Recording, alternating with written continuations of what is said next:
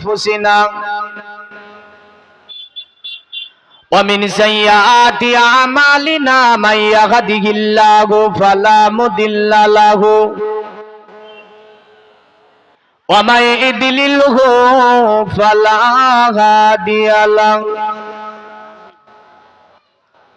ونشهد أن لا إله إلا الله وحده لا شريك له ونشهد أن محمدا عبده ورسوله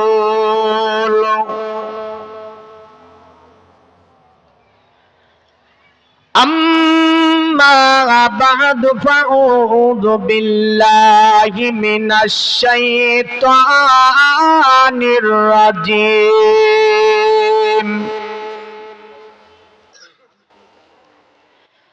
بسم الله الرحمن الرحيم يا أيها الذين آمنوا اجتنبوا لله وللرسول إذا دعاكم وقال الله تعالى في كلامه المجيد الفرقان الحميد لقد جاءكم رسول من أنفسكم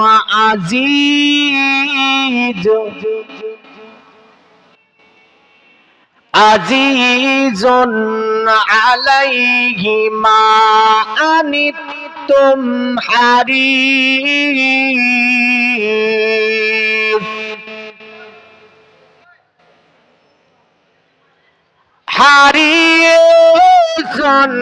عليكم بالمؤمنين رؤوف رحيم وقال الله تعالى في كلامه المجيد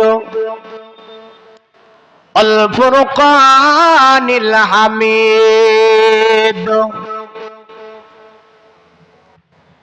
تلك الرسول فضلنا بعضهم على بعض منهم من كلم الله ورفع بعضهم درجات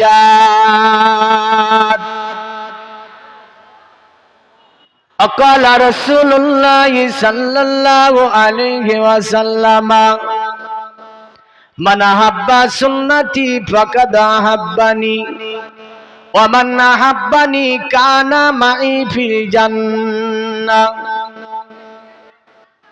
إن الله وملائكته يصلون على النبي يا أيها الذين آمنوا صلوا عليه وسلموا تسليما محبت بری اللهم صل على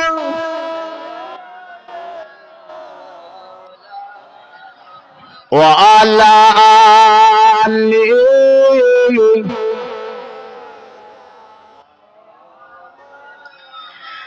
کہ ان کے صدقے کھاتے ہیں ان کے صدقے پیتے ہیں جوڑے بولیں کہ ان کے صدقے کھاتے ہیں उनके सदके पीते हैं कि उनके सदके खाते हैं कि उनके सदके पीते हैं कि उनके सदके खाते हैं कि उनके सदके खाते हैं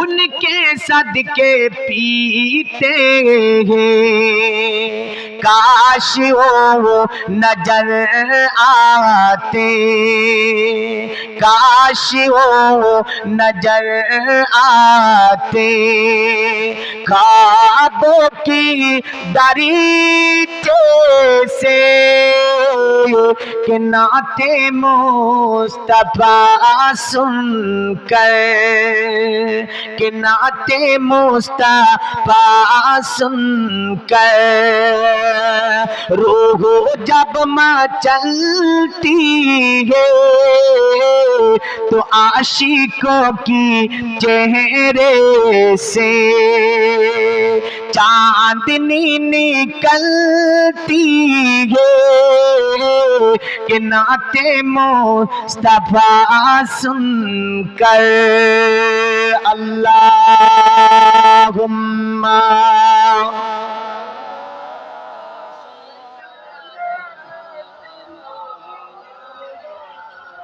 व अला सय्यिदिना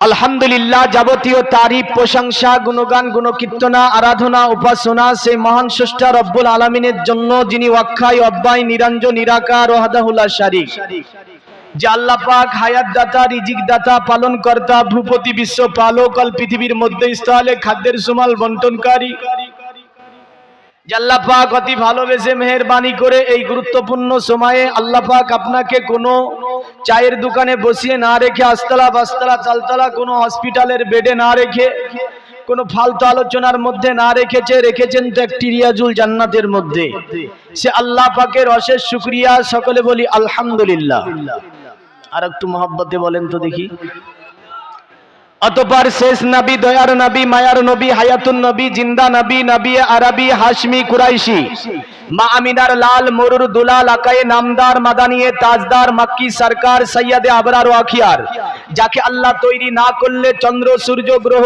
তারা নক্ষত্র জমিন ও আসমান মানব দানব আমার আল্লাহ কিছুই সৃষ্টি করতেন না তিনি হাবিবে কিবরিয়া বেকাসুকে কাস বেবাসুকে বাস বেচারাকে চারা গরিবুকে হামি আতামাকে ওয়ালি সাফিউল মজনবিন रहमतल लिल आलमीन ओ हुजूर ताजदारे मदीना राहते कल्बो सीना फाइजे गंजीना नबी मुहम्मदुर रसूलुल्लाह सकले पड़ी सल्लल्लाहु ताला अलैहि ওয়াসাল্লামের উপরে লাখো কোটি দরুদ ও সালাম অর্পিত বর্ষিত হোক সকলে বলি আল্লাহুম্মা আমিন দিনদার ইমানদার পরেজগার মুত্তাকি বাবাজি ভাই জীবন আমরা হচ্ছি মুসলিম আমরা যেহেতু ইসলাম ধর্মটা ধারণ করেছি ইসলাম ধর্ম মেনে নিয়েছি মুসলিম কাকে বলে শব্দটা কিন্তু আরবি শব্দ মুসলিম শব্দটার অর্থ হচ্ছে আত্মসমর্পণকারী যে ব্যক্তি রাসূলের দেওয়া উপদেশের কাছে আল্লাহর দেওয়া সংবিধানের কাছে নিজেকে আত্মসমর্পণ করে দিল নিজেকে কুরবান করে দিল নিজেকে বিলিয়ে দিল ওই ব্যক্তি হচ্ছে মুসলিম আর মুসলিম তার চরিত্র আখলাক কথাবার্তা উঠা বসা খাওয়া দাওয়া এক কথায় তার লাইফ স্টাইলটাই দেখে বোঝা যাবে যে এই ছেলেটা হচ্ছে মুসলিম এই মানুষটা হচ্ছে মুসলিম কিন্তু আমাদের আদর্শ আমাদের স্টাইল আমাদের শিক্ষা অন্য জাতিকে স্মরণ করে আজকে এই জাতি চলছে কিন্তু কথা ছিল অন্য সমগ্র বিশ্ব চলবে যে জাতিকে দেখে সেই জাতিটার নামই হচ্ছে মুসলিম জোরে বলেন সুবহানাল্লাহ কারণ আল্লাহ পাক তিনি বলেন আমি একটা কিতাব দিয়েছি যার নাম হচ্ছে কোরআন এটা কার কিতাব আল্লাহর কিতাব।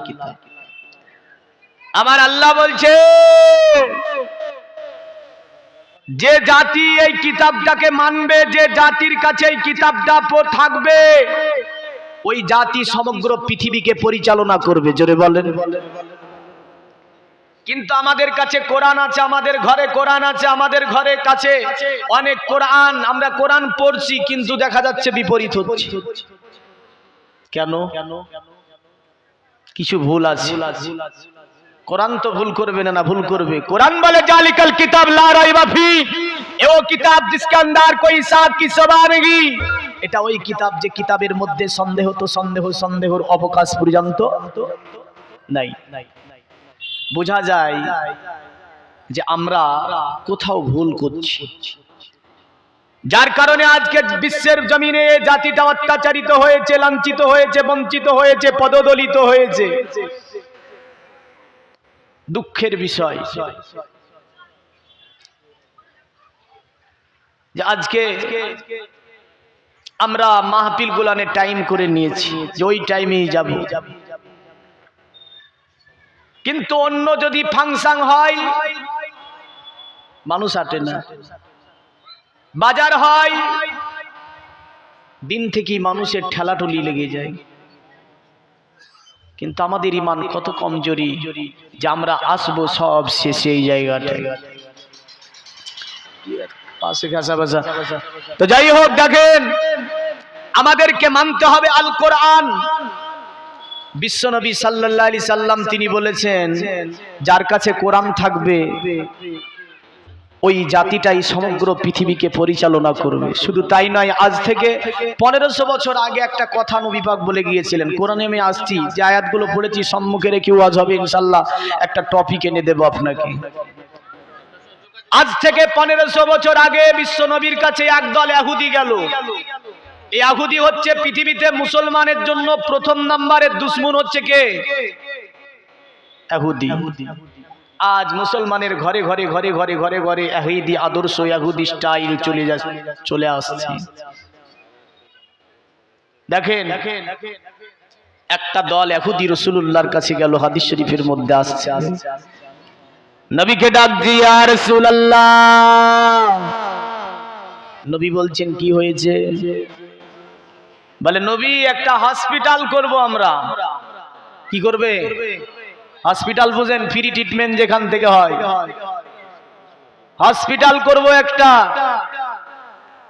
যেখান থেকে মুলকে শাম, মিশর, বাগদাদ বিভিন্ন জায়গা থেকে হাকিম, ডাক্তার, কবিরাজ, বৈদ্য বিভিন্ন কিছু এনে আমরা ফ্রি ট্রিটমেন্ট দেওয়াবো। কিন্তু তাদের টার্গেট ছিল মুসলিমদেরকে অত্যাচারিত করবে। মুসলমানের নারীরা সেখানে যাবে, পর্দা তাদের খুলে নেবে, তাদেরকে পর্দা হয়ে থাকতে দেবে না। কিন্তু ফ্রি শুনলে তো মানুষ খুব যায় না গো, যায় না। আমরা দেখছিলাম বিভিন্ন জায়গাতে ফ্রি, মেয়েদের এত ভিড় ভাট্টাগোল হয়েছিল যে এমনও কিছু কিছু নারীকে পায়ে সেনে দিয়েছিল। কেন? আমরা যে লক্ষ্মীর ভান্ডার নিয়ে দেখলাম, লাইন যখন দেওয়া হয়েছিল 500 টাকা করে, কম ব্যাপার, এখন 1000 টাকা করে পাবে মায়েরা। যাক আলহামদুলিল্লাহ, মায়েরা 1000 টাকা করে পাচ্ছে, 1000 টাকা করে আজকে দিয়েও যাবে। সকলে বলুন আল্লাহুম্মা আমিন। মায়েদেরকে বলবো আসার জন্য। দেখেন তো ফ্রির মাল শুনলে আমরা খুব দৌড়ে যাই। আল্লাহর নবী সাল্লাল্লাহু আলাইহি ওয়াসাল্লামের কাছে বলছে ফ্রি ট্রিটমেন্ট দেওয়া হবে। 1 2 3 4 5 6 মাস হয়ে গেল, মদিনাতে আপনার ওই ফ্রি ট্রিটমেন্ট দেওয়ার জায়গা ইহুদিরা তৈরি করলো। 6 মাসের মধ্যে কোন সাহাবী যায়নি ট্রিটমেন্ট নিতে। জোরে বলেন সুবহানাল্লাহ। কোন সাহাবীর বাচ্চাকে নিয়ে যাওয়া হয়নি ট্রিটমেন্ট দিতে। কোন সাহাবী বাড়ির কোন মহিলাকে নিয়ে যাওয়া হয়নি সেখানে ফ্রি ট্রিটমেন্ট দিতে। ইহুদিরা ভাবলো কি ব্যাপার, আমাদের এখানে বিভিন্ন জায়গা থেকে মানুষ আসে, ফ্রি ট্রিটমেন্ট নিয়ে যায়, ভিড় ভাট্টাগোল করে মানুষে, আর মুহাম্মদ সাল্লাল্লাহু আলাইহি ওয়াসাল্লামের যারা অনুসরণ করে এরা আসে না কেন, একটু খোঁজ নিয়ে দেখো। আবার তারা গেল, আল্লাহর নবীকে ডেকে বলল, মুহাম্মদ আমরা এখানে ফ্রি ট্রিটমেন্টের ব্যবস্থা করেছি, তুমি তোমার অনুসরণকে নিষেধ করেছো।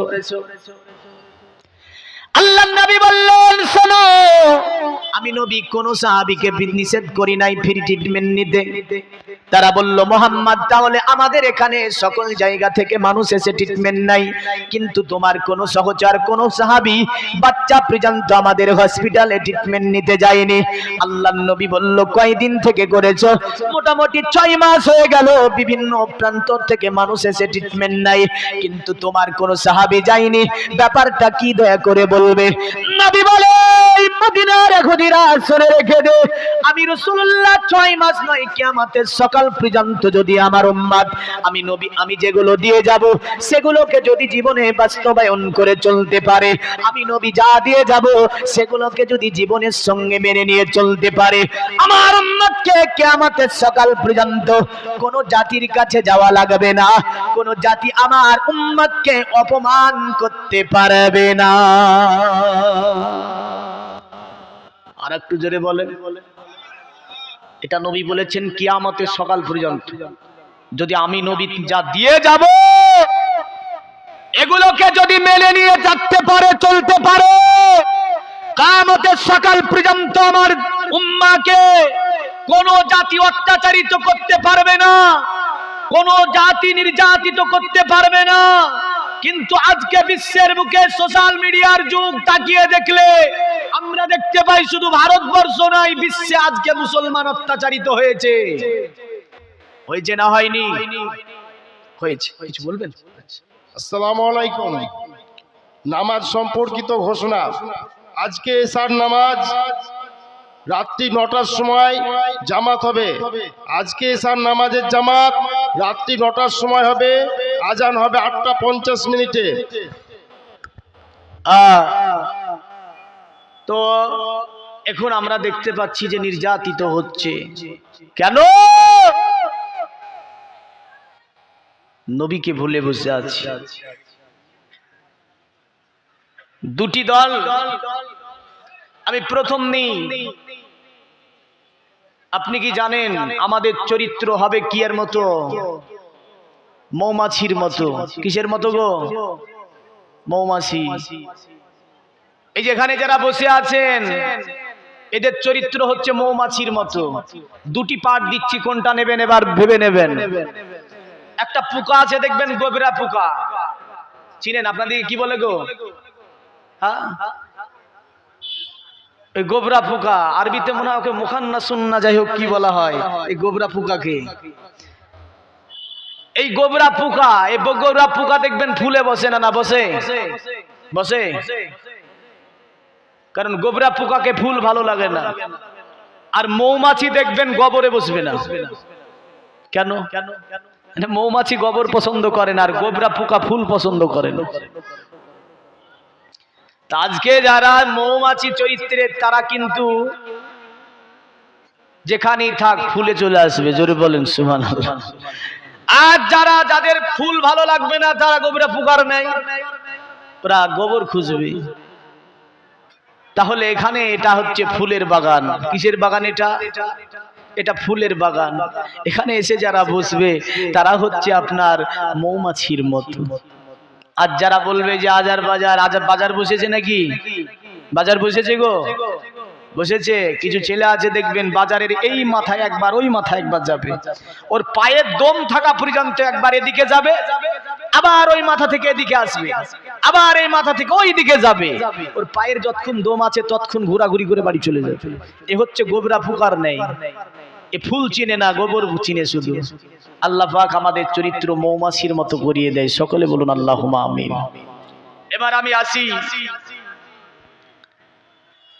আমাদের সর্বপ্রথম কোরআন যেহেতু দলিল, আমরা কোরআনের দিকে একটু এগিয়ে যাই।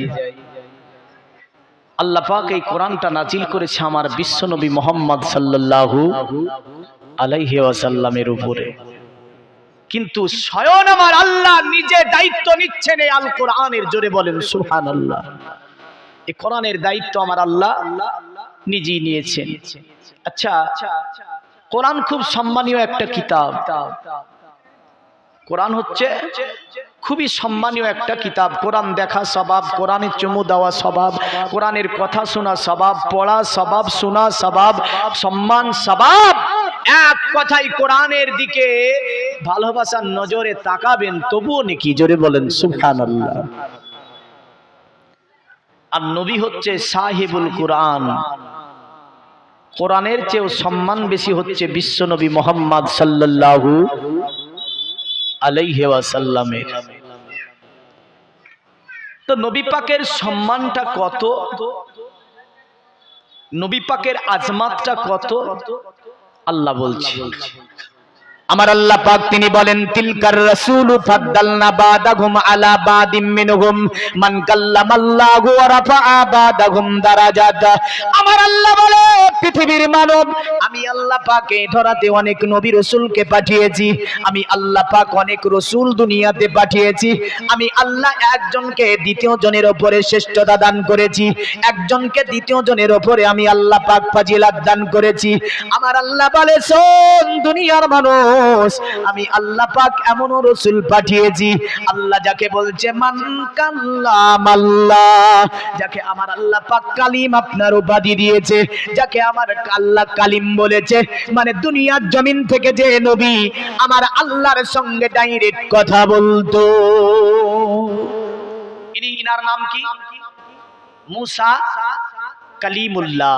আচ্ছা, কোরআনে সবচেয়ে কোন নবীর নাম বেশি আছে বলেন তো দেখি? কোরআনে সবচেয়ে কোন নবীর নাম বেশি আছে? মুসা নবী আলাইহিস সালাম। আমার আল্লাহ পাক এক নয় দুই নয় 29টা সূরার মধ্যে মুসা নবীর জিকির করেছে, জোরে বলেন। পৃথিবীর মুমিন মুসলমান, কোন নবীর জিকির আমার আল্লাহ 5টা সূরার মধ্যে করেছে, কোন নবীর মাত্র একটা সূরার মধ্যে করেছে। আবার আমার আল্লাহ পাক কোন নবীর জিকির যেমন ইব্রাহিম আলাইহিস সালামের জিকির আমার আল্লাহ পাক 19টা সূরার মধ্যে করেছে, আর মুসা নবী আলাইহিস সালামের জিকির আমার আল্লাহ পাক 29টা সূরার মধ্যে দান করেছে, জোরে বলেন সুবহানাল্লাহ। আল্লাহ বলছে, দুনিয়ার জমিনে আমি আল্লাহ এমন রাসূল পাঠিয়েছি যাকে আমি আল্লাহ পাক কালিম বলেছি। পৃথিবীর মুমিন মুসলমান শুধু তাই নয়, আমার আল্লাহ বলছে ওরাফা বাদাহুম দারাজাত, আর সমস্ত নবী রাসূলদের মধ্য থেকে আমি আল্লাহ পাক যাকে শ্রেষ্ঠতা দান করেছি, সমস্ত নবী রাসূলদের উপরে যাকে ফজিলত দান করেছি, তিনি হচ্ছেন মুহাম্মাদুর রাসূলুল্লাহ সাল্লাল্লাহু তাআলা আলাইহি ওয়াসাল্লাম। আমার আল্লাহ বলে, ওরে পৃথিবীর মানব, তোরা যদি পৃথিবীতে শান্তি পেতে চাস, পৃথিবীতে যদি বাঁচতে চাস, দুটি জগৎ কল্যাণ চাস, মুহাম্মাদকে তোরা মেনে নে, আল্লাহর নবীকে তোরা মেনে নে। যদি মেনে নিতে পারিস, তোদের দুটি জগৎ কল্যাণ হয়ে যাবে, জোরে বলেন সুবহানাল্লাহ। যার কারণে পৃথিবীর জমিনে আমার আল্লাহর কোরআন শুধু বলে নাই, যেমন করে সনাতন ধর্মের একটা কিতাব, কিতাবটার নাম হচ্ছে ভবিষ্যৎ পুরাণ, এর মধ্যে তারা বললে তসলিলন্তরে মিলচ্চাচার্যেন সম্ভাবিত মোহাম্মদী দীঘাত শিক্ষক সম্ভাবিত নিপ্রসজাব মহাদেবাঙ্গর স্থল নিবাসী নম গঙ্গা জনেশ্চ সংস্নাপ্য পঞ্চগব্য সম্ভবিত নমস্তে বিরিজানাত মরিস্থল নিবাসী রে তীব্র সুরনা সাইব হুমায়া প্রবার দিনে। ওরে জগতের মানব, শুনে রেখে দে, পৃথিবীর জমিনে মরুস্থলে একজন মানব আগমন করবে, মরুর প্রান্তরে একজন মানব আসবে, যার নাম হবে মুহাম্মদ সাল্লাল্লাহু আলাইহি ওয়াসাল্লাম। এই নবীর চরিত্র দেখে দলে দলে দলে দলে মানুষ আসার পরে নবীর কাছে কলেমা পড়ে ইসলাম ধর্ম গ্রহণ করে নেবে। আর আল্লাহর নবী তিনি দলবল নিয়ে মক্কা শাসন করবে, মক্কার চতুর্দিককে যিনি শাসন করবে তিনি হচ্ছে আব্দুল্লাহর ছেলে মুহাম্মাদুর রাসূলুল্লাহ সাল্লাল্লাহু আলাইহি ওয়াসাল্লাম। তারা বলল, শুনে রেখে দে, পৃথিবীর জমিনে যত অশ্লীলতা যিনি মিটাবে তিনার নাম হচ্ছে মুহাম্মদ সাল্লাল্লাহু আলাইহি ওয়াসাল্লাম। পৃথিবীকে যিনি কুসংস্কার থেকে মুক্ত করবে তিনি হচ্ছে আব্দুল্লাহ। এমন করে আপনার পৃথিবীতে যিনি শান্তি কায়েম করবে তিনি হচ্ছেন মুহাম্মাদুর রাসূলুল্লাহ সাল্লাল্লাহু তাআলা আলাইহি ওয়াসাল্লাম। তারা বলল, পৃথিবীর মানুষ, তোরা যদি বাঁচতে চাস দুনিয়াতে মুহাম্মদকে মেনে নে, যদি মুহাম্মাদুর রাসূলুল্লাহকে মেনে নিতে পারিস, তোদের দুটি জগৎ কল্যাণময় হয়ে যাবে। তাই শুধু তাই তারা তাই বলে নাই, তারা বলেছে অতএব নমস্তে বিরিজানাত মরুস্থল নিবাসিনে, এ মরুস্থলে আগমনকারী মুহাম্মদ, তোমাকে জানাই আমরা শতবাদ তীব্র সুরনাসায় বহু মায়া প্রবার দিনে, দয়া করে ওই কঠিন দিবসে মাহশারের দিনে তোমার ওই কদমের নিচে আমাদেরকে একটু আশ্রয় দেবে, আমাদের জীবনটা ধন্য হয়ে যাবে। এই মাইক বসে যাচ্ছে কেন গো? মাইকের সাউন্ড কেন হচ্ছে? একবার ভালো একবার লো, এরকম হলে হবে না। তোমার যদি এখানে তাহলে ভোল্টেজে কোনো সমস্যা হলে বলো কমিটিকে যে ভোল্টেজের সমস্যা হচ্ছে, কারণ আমি তো বুঝতে পারছি আমার গলা টেনে নিচ্ছে মাইকে, এরকম হলে তো আওয়াজ হবে না। মাইকটা ঠিক একটু দ্রুত বলেন আল্লাহুম্মা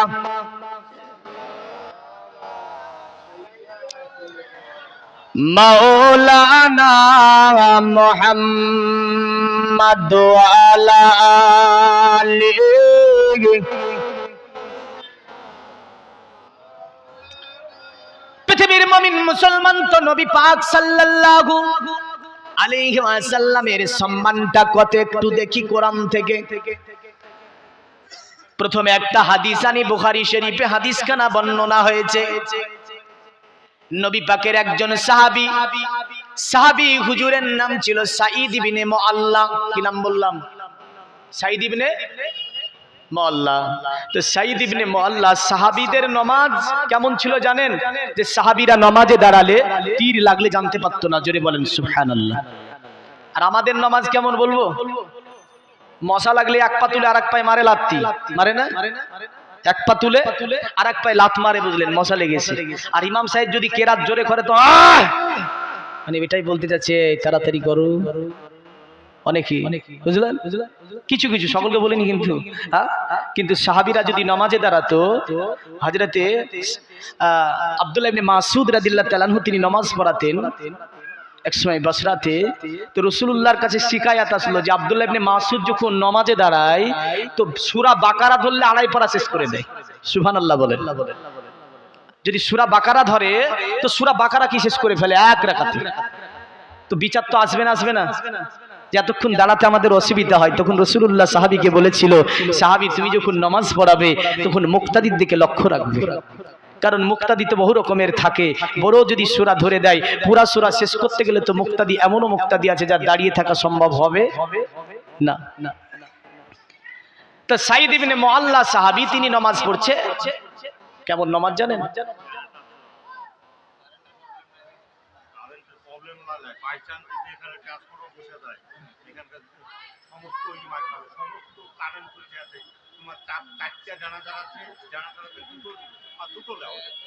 আচ্ছা,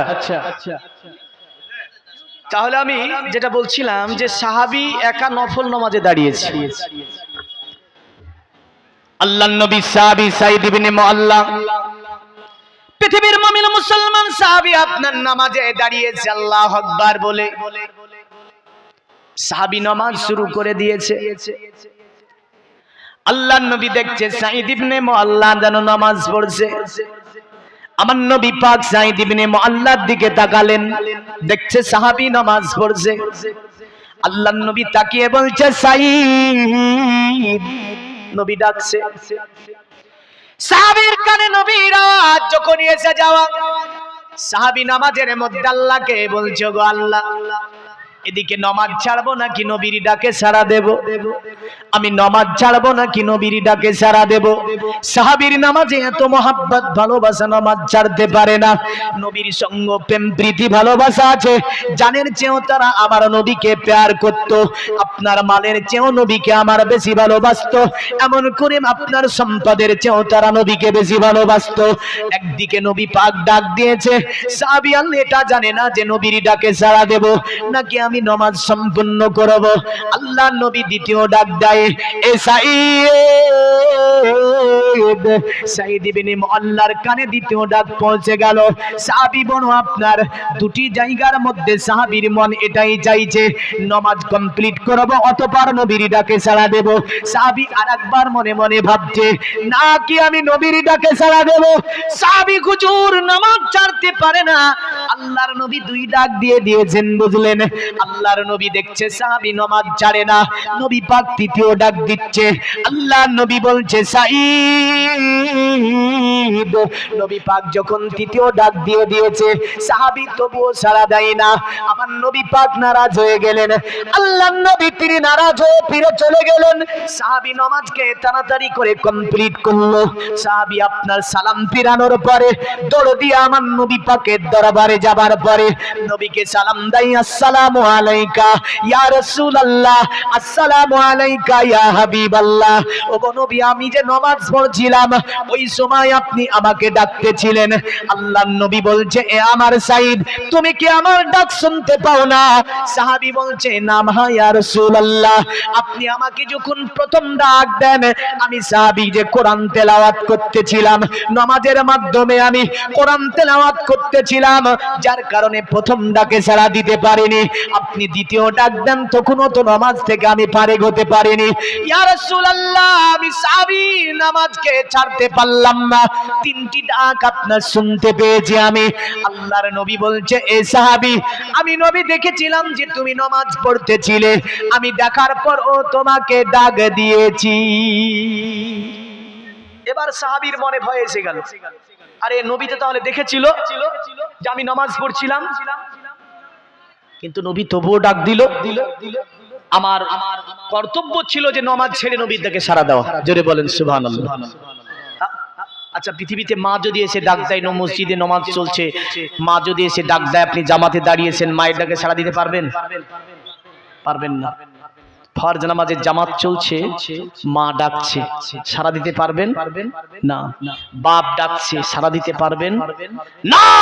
পৃথিবীর কোন বুজুর্গ এসেও যদি আপনাকে ডাক দিয়ে দেয়, তবুও সাড়া দিতে পারবেন না, কারণ আপনি সব কিছুকে হারাম করে দিয়ে তাহরিমা বেদে আপনি আল্লাহর জিকিরের দিকে মস্ত হয়েছেন।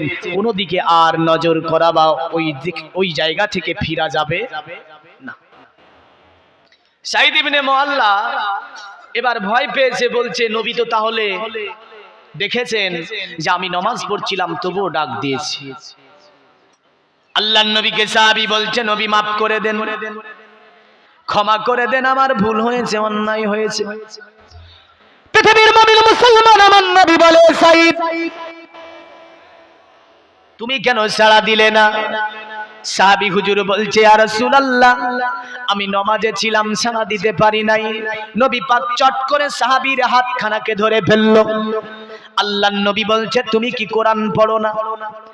এ সাহাবী, তুমি কি কোরআনের ওই আয়াত তোমার ব্রেনে ছিল না?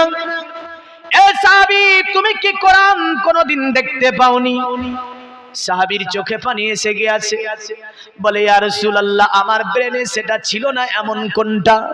আমার নবী পাক বলছে, ওগো সাঈদ, আল্লাহ কি তোমাকে বলে দেয়নি, ইয়া আইয়ুহাল্লাযীনা আমানুস্তানিবু লিল্লাহি ওয়ালির রাসূলি ইজা দাকুম। এ পৃথিবীর ঈমানদার, তোমাদেরকে যখন আল্লাহ আল্লাহর রাসূলের তরফ থেকে ডাক দেওয়া হবে, তোমরা যে কাজের মধ্যেই থাকো না কেন, যদি নামাজে থাকো নামাজকে ছেড়ে দাও, আজান দিতে আছে আজান বন্ধ করে দাও, কোরআন পড়তে আছো বন্ধ করে দাও। এক কথাই, তুমি যে কাজের মধ্যেই থাকো না কেন, তুমি সব কাজকে বন্ধ করে দিয়ে আমার নবীর ডাকে সাড়া দিয়ে দাও, এতেই তোমার মঙ্গল আছে।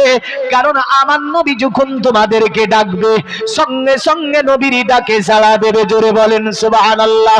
সাহাবী ওঝার নয়নে কাঁদতে লেগেছে, বলে, ইয়া রাসূলুল্লাহ, ইয়া হাবিবাল্লাহ, নবী গো, ওটা আমার স্মরণে ছিল না, ওটা আমার ব্রেনে ছিল না।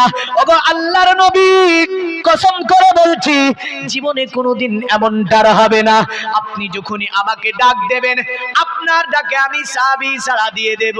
আমার নবী পাক সাহাবীর হাতটাকে ধরিয়ে আছে। নবী বলছে, সাঈদ, ওগো আমার সাঈদ, শুনে রেখে দাও, আমি কি তোমাদের কাছে এমন জিনিস এনে দিইনি? আমি কি তোমাদের কাছে এমন জিনিস পৌঁছে দিইনি যেটা পাঠ করলে তুমি আল্লাহর জান্নাতে চলে যাবে? জোরে বলেন না। নবী হাত ধরে বলছে, এমন কি জিনিস দিইনি? তোমাদেরকে যে এত ভয়, তুমি নামাজের মধ্যে ছিলে, যে আমি ডাকলাম সাড়া দিলে না তুমি, আর আমি নবী কি তোমাদের এমন জিনিস দিইনি যেটা পাঠ করবে তো আল্লাহর জান্নাতে যাবে? জোরে বলেন সুবহানাল্লাহ। সাহাবী তিনি বলছে, ইয়া রাসূলুল্লাহ, আমার সেটা ভুলে গিয়েছি আমি, ওটা কি একটু মনে করিয়ে দেবে।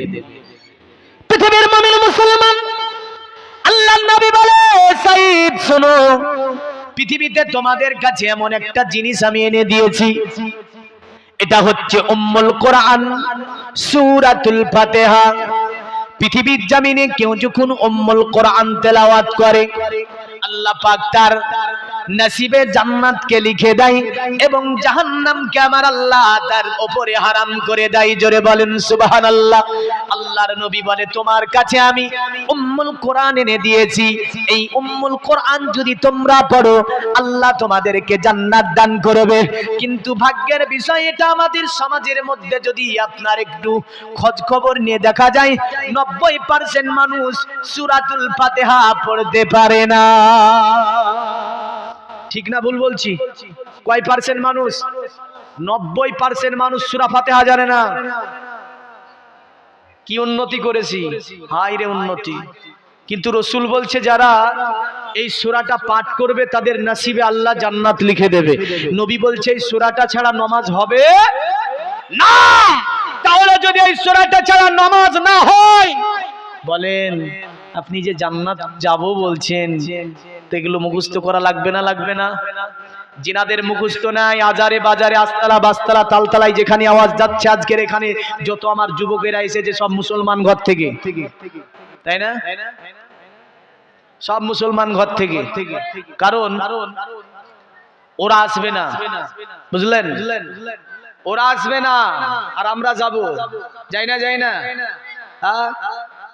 পূজা মণ্ডপীতে প্রসাদ বন্টনে দেখা যায় মুসলমান যুবক পাওয়া যায়, হাত ধরলে তো এই ছেলেটা মুসলমান।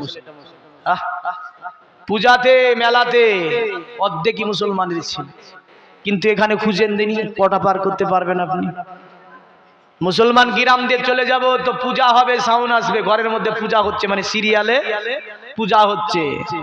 আর ওর গ্রাম দিয়ে চলে যাবেন, কোন মৌলভী সাহেবের যদি কোরআন তেলাওয়াত আছে সঙ্গে সঙ্গে ওকে কেটিয়ে দেবে, হটিয়ে দেবে, বলে মৌলভী সাহেব কোরআন তেলাওয়াত করছে, শোনা যাবে না। কিন্তু আমার জাতি চালিয়ে দিয়ে ভালোভাবে দেখবে, ঘরে চলছে, নমো পড়তে আসে। আহ কোথায় পৌঁছালো এই জাতি? আসি। রাসূল বললেন, অবশ্যই তোমরা সূরায়ে ফাতিহাটা মুখস্থ করে নেবে। সূরা ফাতিহাটা এমন একটি সূরা, আল্লাহর নবী বলেছেন, দুনিয়ার জমিনে 1 নয় 2 নয় 3000 রোগের ঔষধ। জোরে বলেন সুবহানাল্লাহ। কয় হাজার? পৃথিবীর জমিনে একজন বিজ্ঞানী এসেছিল, এই বিজ্ঞানীর নাম ছিল ইবনে সিনা। পৃথিবীতে একটা কিতাব দিয়ে গিয়েছে কানুন ভিত্তিক। জগতের মুমিন মুসলমান, বিশ্বনবী বললেন, শোনো আমার উম্মত, তোমাদের উপরে আমি উম্মুল কোরআন দিয়ে গেলাম, এই উম্মুল কোরআনটা তোমরা তেলাওয়াত করো, আল্লাহ তোমাদেরকে জান্নাত দান করবে। আর আমি নবী, তোমরা যখন কোনো বিপদগামী হবে, আমি তোমাদের কাছে সূরাতুস শিফা রেখে গেলাম। এই সূরাতুস শিফা মানে আপনার সূরাতুল ফাতিহা। নবী পাক আমার 20টা নাম বলেছেন এই সূরাটির। আল্লাহর নবী বলছে, যখন তোমরা অসুখগ্রস্ত হবে সূরা শিফা বারবার তেলাওয়াত করো, আল্লাহ তোমাকে শিফা দান করবে। আল্লাহর নবী তিনি বলেন, শোনো, যখন তোমরা আল্লাহর কাছে কোনো জিনিস চাইবো মনে করবে, তোমরা কি করবে? সূরাতুদ দুআ, আল্লাহর কাছে কি করবে? পড়ে চাইবে, আল্লাহ পাক তোমার দোয়াকে কবুল করে নেবে। মানে সূরাতুদ দুআ হচ্ছে সূরাতুল ফাতিহার আপনার আরেকটা নাম। আমার নবী পাক বলল, শোনো, এই সূরাটি যদি পৃথিবীর জমিনে তুমি বেশি বেশি পাঠ করো, তোমার কিয়ামতের দিন যখন তোমার নামে আমলে নেকি এবং গুবাদি নাপা হবে, তোমার নেকির পাল্লা ভারী হয়ে যাবে। কারণ এই সূরাটির নাম হচ্ছে সূরায়ে কাফিয়া, মানে ওজনের সময় এই সূরাটি আমাদের কাজে আসবে। জোরে বলেন সুবহানাল্লাহ। নবী পাক বললেন, শোনো আমার উম্মত, পৃথিবীতে যখনই যে বিপদে পড়ো না কেন, উম্মুল কোরআনকে তোমরা ছাড়বে না, উম্মুল কোরআনকে তোমরা ধরে থাকবে। কিন্তু দুঃখের বিষয় আমরা জানতে পারলাম না এটা কি। অন্য জাতি থেকে অনেক উপকার নিয়ে নিল। যখন আপনার ইবনে সিনা বিজ্ঞানী, যে বিজ্ঞানী আপনার পৃথিবীর জমিনে অপারেশন করার প্রক্রিয়া যিনি পৃথিবীতে প্রথম আবিষ্কার করেছিলেন, এই বিজ্ঞানীর নাম ছিল ইবনে সিনা, যিনি আপনার মানুষকে অজ্ঞান করার জন্য গ্যাস আবিষ্কার করেছিলেন। ইনি ছিলেন ইবনে সিনা, চিকিৎসা শাস্ত্রে আলোড়ন সৃষ্টিকারী একজন বিজ্ঞানী। তিনি বলছে, শোনো, পৃথিবীর জমিনে আমি গবেষণা করে 3000 রোগ খুঁজে পেয়েছি, এর মধ্যে সে বলে মাত্র 1000 রোগের ওষুধ মিলেছে। ইবনে সিনা যখন কোরআনের দিকে নজর রাখলো, রাখার পরে বলল, আল্লাহর কোরআনের প্রথম সূরা, যে সূরাটার নাম হচ্ছে সূরাতুল ফাতিহা।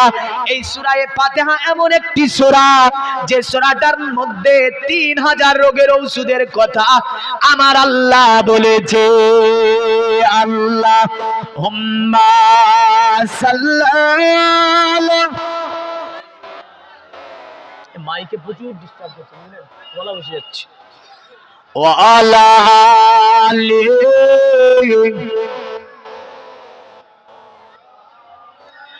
আরে পড়ো গো কোরআন মধুর বাণী, দিয়ে মন প্রাণ অন্তর তোমার সদা হবে পড়িলে কোরআন। আরো জোরে বলেন না গো। মনে মনে ভাবছেন যে আমি তো জানি না কোরআন পড়তে, তবে বলবো কেন সুবহানাল্লাহ, এমনও ভাবছে অনেক। না, আল্লাহ যিনারা কোরআন পড়া জানে না, তিনাদেরকে দোয়া রইল তাদের জন্য, আল্লাহ তাদেরকে কোরআন পড়া তৌফিক এনায়েত করে। সকলে বলুন আল্লাহুম্মা আমিন। আরে ওযো করো, কোরআন খোলো, কাবার দিকে বসে ধীরে ধীরে পড়ো কোরআন, জীবন কাটবে সুখে। জোরে বলেন। কারণ কোরআন যদি না পড়েন সংসারে কখনোই শান্তি আসবে না। নাকি আসবে? আসবে না। পৃথিবীর মুমিন মুসলমান তো বিশ্বনবী সাঈদ ইবনে মুআল্লাকে বললেন, সাঈদ, তোমাদের কাছে যে উম্মুল কোরআন দিয়েছে এটা সর্বময় পড়বে। আজকে যদি দেখা যায় আমরা এই উম্মুল কোরআন থেকে কি পাই, তো নবী বলছে এই সূরাটা এমন একটা সূরা, সূরাটির নাম হচ্ছে সূরাতুস সালাত। এটাই নামাজের সূরা। জোরে বলেন সুবহানাল্লাহ। নবী বলছে সূরাতুস সালাত, এটাই হচ্ছে নামাজের সূরা। তো যাই হোক, এগুলো দিয়েছে কে? মুহাম্মদ সাল্লাল্লাহু আলাইহি ওয়াসাল্লাম। এই হাদিস থেকে আমরা এটা ক্লিয়ার বুঝতে পাচ্ছি যে সবচেয়ে কোরআনের চেয়ে বেশি সম্মান হচ্ছে কার? মুহাম্মদ সাল্লাল্লাহু আলাইহি ওয়াসাল্লামের। নামাজের চেয়ে সম্মান বেশি মুহাম্মদ সাল্লাল্লাহু আলাইহি ওয়াসাল্লামের। এমন করে আল্লাহর সৃষ্টির পরে, সৃষ্টির মধ্যে আল্লাহর পরে পরে যাকে স্থান দেওয়া হয়েছে তিনি হচ্ছেন মুহাম্মাদুর রাসূলুল্লাহ সাল্লাল্লাহু আলাইহি ওয়াসাল্লাম। আজকে এই নবী আমাদেরকে কি শিখিয়ে গেলেন, এই বিষয়টা নিয়ে একটু আলোকপাত করব যে নবী আমাদেরকে কি শিক্ষা দিলেন। দেখেন, আমাদের চলা বলা, খাওয়া দাওয়া, উঠা বসা, যা কিছু একটা মানব জীবনে দরকার সমস্ত কিছু আল্লাহর নবী প্র্যাকটিক্যাল করে শিখিয়েছে। জোরে বলেন সুবহানাল্লাহ। একজন মুসলিম তার চরিত্র কেমন হবে, তার আখলাক কেমন হবে, তার কথাবার্তা কেমন হবে, তার উঠা বসা কেমন হবে, তার খাওয়া দাওয়া কেমন হবে, তার পোশাক আশাক কেমন হবে, আল্লাহর নবী সবগুলো বলেছে না বলেনি? বলেছে। কারণ এই ইসলাম আপনার পৃথিবীর জমিনে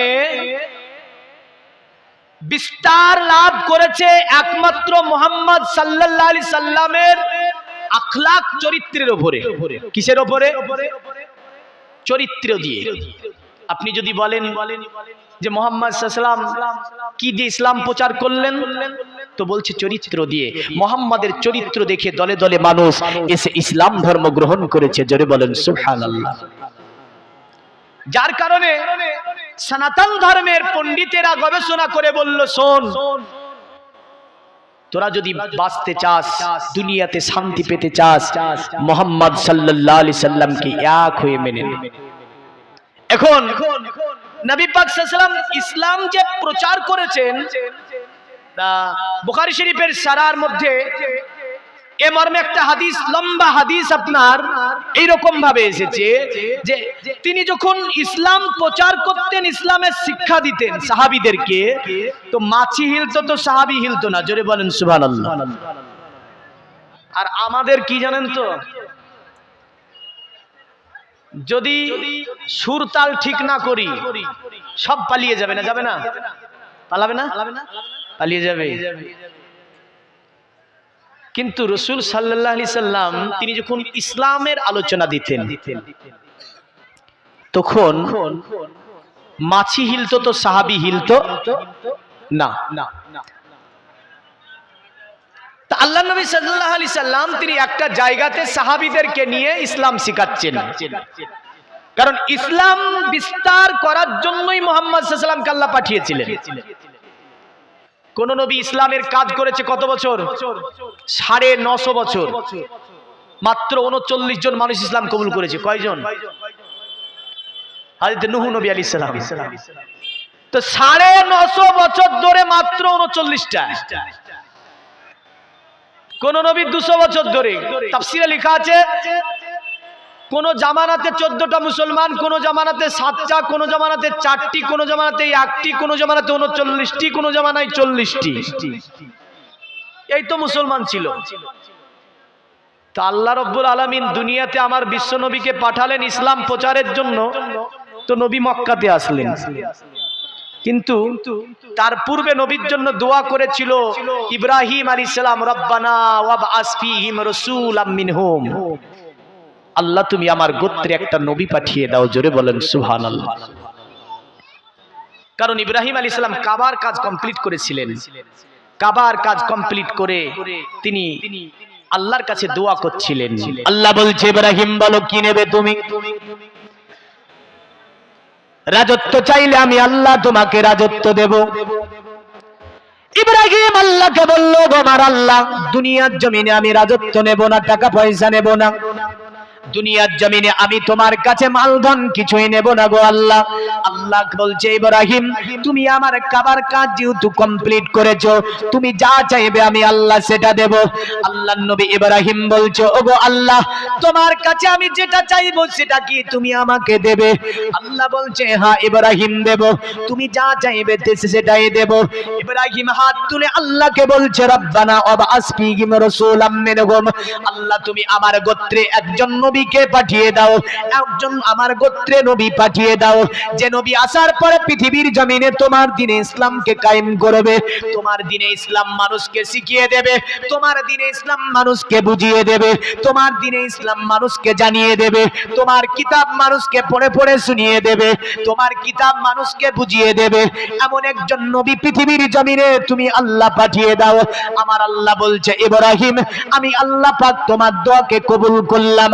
পৃথিবীর জমিনে আমি আল্লাহ ইসমাইলের বংশে এমন একজন নবীকে পাঠাবো, এমন একজন নবীকে পাঠাবো, উনি যখন পৃথিবীর জমিনে চলে যাবে দ্বীনে ইসলাম কায়েম হয়ে যাবে। পৃথিবীতে আমার নবী সাল্লাল্লাহু আলাইহি সাল্লাম আপনার ইসমাইলি বংশে এসেছিলেন। কোন নবী 100 বছর ধরে ইসলাম প্রচার করেছে দুনিয়াতে, কোন নবী 1000 বছর ধরে দুনিয়ার জমিনে ইসলাম প্রচার করেছে, কোন নবী 900 বছর ধরে দুনিয়ার জমিনে ইসলাম প্রচার করেছে। আর আমার নবী পাক এক নয় দুই নয় মাত্র 23 বছর ইসলাম প্রচার করেছে। 23 বছরের মধ্যে আমার নবী ইসলামকে কমপ্লিট করেছে। জোরে বলেন সুবহানাল্লাহ। যা অন্য নবী 1000 বছরে পারেনি, এমন করে 200 বছরে পারেনি, 400 বছরে পারেনি, 1500 বছরে আপনার অন্য নবী দ্বারা সম্ভব হয়নি। আমার নবী মাত্র 23 বছরের মধ্যে আল্লাহ পাক মক্কাতুল মুকাররমাতে শেষ আয়াত নাজিল করছে, আল ইয়াউমা আকমালতু লাকুম দীনাকুম, এ নবী দিন পরিপূর্ণ হয়েছে, দিনের নিয়ামত আমি আল্লাহ পরিপূর্ণ করেছি, আমি আল্লাহ দিন হিসাবে ইসলামকে নির্বাচিত করে দিলাম। এটা মক্কার শেষ আয়াত। তো অন্য নবী 1000 বছরে যেটা পারলো না, আমার নবী কয়দিনে করলো? মাত্র 23 বছর। এর পিছনে কারণ কি ছিল? পৃথিবীর বিজ্ঞানীরা গবেষণা করে বলছে মুহাম্মদ সাল্লাল্লাহু আলাইহি সাল্লাম 23 বছর ইসলামকে কমপ্লিট করে দিল, অন্য নবী 500 700 1000 বছরে পারল না। এর পিছনে কারণটা দেখতে গিয়ে দেখা যাচ্ছে নবীর আখলাক, নবীর চরিত্র। আল্লাহ বলছে ইন্নাকা আলা খুলুকিন আযীম, এ নবী আপনি মহান চরিত্রের অধিকারী। আপনার চরিত্র দেখে দলে দলে এসেছে মানুষ আর কলেমা পড়ে ইসলাম ধর্ম গ্রহণ করে নিয়েছে। জোরে বলেন সুবহানাল্লাহ। দেখেন নবী ইসলামটা প্রচার কিভাবে করছে। আর ওই সময় সাহাবীদের ইউনিটি কেমন ছিল, সাহাবীদের ঐক্য কেমন ছিল। কারণ সাহাবীরা তো এক কোম্পানির মাল ছিল। কয় কোম্পানির? এক কোম্পানির মাল ছিল। আর আমাদের মধ্যে অনেক কোম্পানির মাল। এই যে ছাদ আপনার ঢালাই হয় তখন যদি লাফা কংক্রিট, তারপরে ওই যে আপনার ডালমিয়া, আরো যত রকমের মানে 20 রকমের সিমেন্ট এনে ধরেন এক জায়গায় মিক্সচার করে ছাদ ঢাললেন, ছাদ বেশি টিকবে না কম টিকবে? লাফা বলবে আমার শক্তি বেশি, ঢুসুম ঢাসুম লাগাবে কি, বুঝলেন? ঢুসুম ঢাসুম লাগিয়ে ওই ছাদ 4-12টা বাজিয়ে দেয়। দেখুন আমরা কিন্তু মেলা কোম্পানির মাল। কে বলছে আমি আলে হাদিস, কে বলছে আমি দেওবন্দি, কে বলছে আমি ফরাজি, কে বলছে আমি লামাজাবি, কেউ বলছে আমি কাঠ ফরাজি, কে বলছে আমি আট ফরাজি, বহু রকমের নিয়ে এক জায়গায় এসে বুঝলেন ঢিপা ঢিপি লাগিয়ে গেছে, অবস্থা খারাপ। আর সাহাবীরা ছিল কয় কোম্পানির? এক কোম্পানির মাল ছিল, বুঝলেন? তো রাসূলুল্লাহ সাহাবীদেরকে ইসলাম শিখাচ্ছে আর দূর থেকে একজন ব্যক্তি প্রত্যক্ষণ করছে যেন ওখানে কিছু মানুষ বসে আছে। যেমন এখানে আমরা বসে আছি, তো দূর থেকে যদি দিনের বেলা হয় একটা মানুষ দেখলে ভাববে যে ওখানে কি হচ্ছে, কিছু মানুষ যেন এক জায়গায় বসে আছে। তখন তার মাইকের সিস্টেম ছিল না? ছিল। এই মাইকের সিস্টেম ছিল না। ওই ব্যক্তিটা গুটি গুটি পায়ে বুঝলেন আসলো, আসার পরে দেখছেন একটা নুরানি মানুষ যেন তাদের সম্মুখে বসে আছে, আর যেন অনেকগুলি মানুষ যেন তার সম্মুখে বসে তার নুরানি জবানের আলোচনা শুনছে। এই ব্যক্তিটা চতুর্দিকে ঘুরতে লাগলো, কিন্তু কোন নবীর সাহাবী তার দিকে নজর রাখলো না। এই ব্যক্তিটা ঘুরতে ঘুরতে ভাবছে কি ব্যাপার, আমার দিকে কেউ কেন তাকালো না। কিন্তু নুরানি মানুষটার কথা শুনতে খুব ভালো লাগে। ওই নুরানি মানুষটা যা বলে তা যেন ইনসাফের কথা বলে, ওই নুরানি মানুষটা যা বলে তা যেন অতএব ভালোবাসার কথা বলে, ওই নুরানি মানুষটা যা বলে তা যেন আপনার সম্প্রীতির কথা বলে। আপনার শোনার পরে আল্লাহ নবীর সাহাবী একজনকে ডাক দেয়, কি ব্যাপার তোমরা এই যে নুরানি মানুষটার আলোচনা শ্রবণ করছো, অনেকক্ষণ ধরে তোমাদের চতুর্দিকে ঘুরলাম, একবারও কেউ আমার দিকে তাকালে না। বলো এই নিকে আর তোমরাই বাকে, আর কার কথা তোমরা শ্রবণ করছো? নবীর সাহাবী আপনার ওই ব্যক্তিটাকে বলল তুমি কে প্রথমে বলো, কারণ আমরা যখন নবীর আলোচনা শ্রবণ করি ডানে বামে কে আসলো আমাদের দেখা প্রয়োজন মনে করি না, ডানে বামে কে আছে দেখার প্রয়োজন মনে করি না। নবীর যখন আমরা আলোচনা করি মনোযোগ সহকারে আমার নবী কি বলছে ওটা আমরা শ্রবণ করি। তুমি বলো তুমি প্রথমে কে? ওই ব্যক্তিটা বলল আমি হচ্ছি সুলাইম গোত্রের নেতা, আমি জঙ্গলে শিকার করতে এসেছিলাম, শিকার করতে আসার পরে তোমাদেরকে দেখতে পেলাম। আল্লাহর নবীর সাহাবীরা বলল কেন তুমি এই ব্যক্তিকে চিনতে পারো না, এই ব্যক্তিকে তুমি কোনোদিন শুনোনি? সুলাইম নেতা বলল না, ইনি কে একটু দয়া করে বলবে? বলল শোনো, ইনি হচ্ছে আব্দুল্লাহর ছেলে মুহাম্মাদুর রাসূলুল্লাহ সাল্লাল্লাহু তাআলা আলাইহি ওয়াসাল্লাম।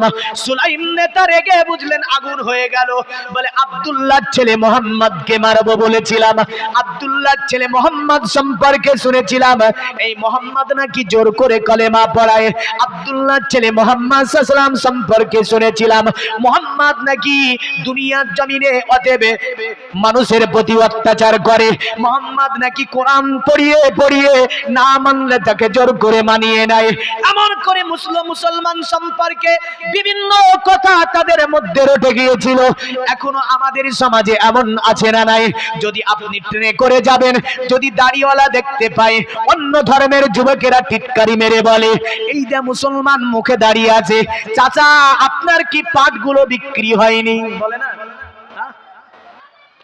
কারণ কারণটা কি জানেন?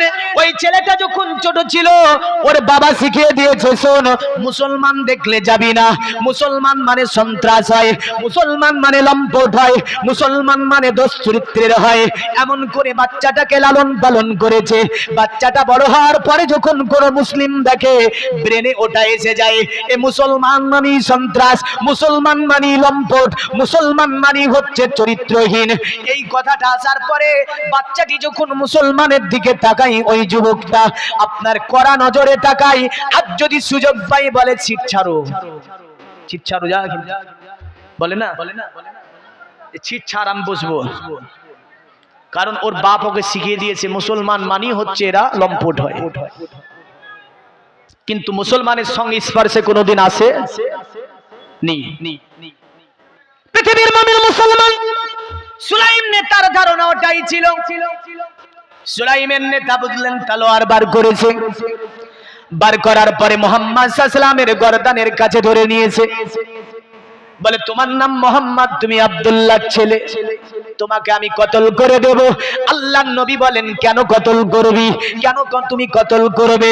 বলে শুনেছি তুমি নাকি মানুষকে জোরপূর্বক ভাবে কলেমা পড়াও, আর তুমি নাকি দেবদেবীর কি করেছো, অপমান করে বলেছো লা ইলাহা ইল্লাল্লাহ, আল্লাহ ছাড়া কারো উপাসনা করা যাবে না, আল্লাহ ছাড়া কাউকে মানা যাবে না। তার সাথে তুমি নাকি বলেছো মুহাম্মাদুর রাসূলুল্লাহ, আর আমি হচ্ছে আল্লাহ পাকের প্রেরিত রাসূল। এই কথাটা যখন নবীকে ওই ব্যক্তি বলেছে, আমার নবী বলছে হ্যাঁ আমি বলেছি আল্লাহ ছাড়া কারো উপাসনা করা যাবে না, আর আল্লাহর নবী আমি হচ্ছি মুহাম্মদ, আল্লাহ আমাকে রাসূল করে দুনিয়ার জমিনে পাঠিয়েছে। সুলাইম নেতা বলছে মুহাম্মদ তুমি নেতা, তার প্রমাণ কি আছে তোমার কাছে?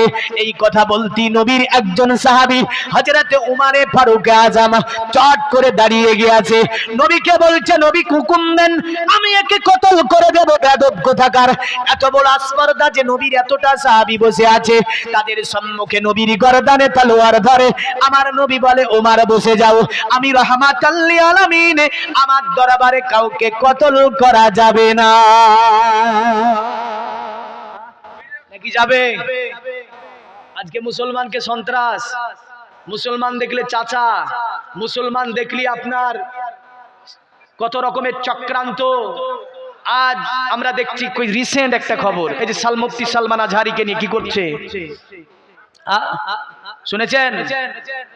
যে তিনি জালসা করছিলেন, কোন জাতিরও নাম নেয়নি, সে একটা শের পড়েছিল, এটার কারণে নাকি ও সাম্প্রদায়িক হয়ে গেল, বলে একে জেলে ভর্তি করতে হবে। কোন আপনার তার কাছে খবর নাই, কিছুই নাই, কোনো নোটিশ নাই, হঠাৎ গ্রেপ্তার।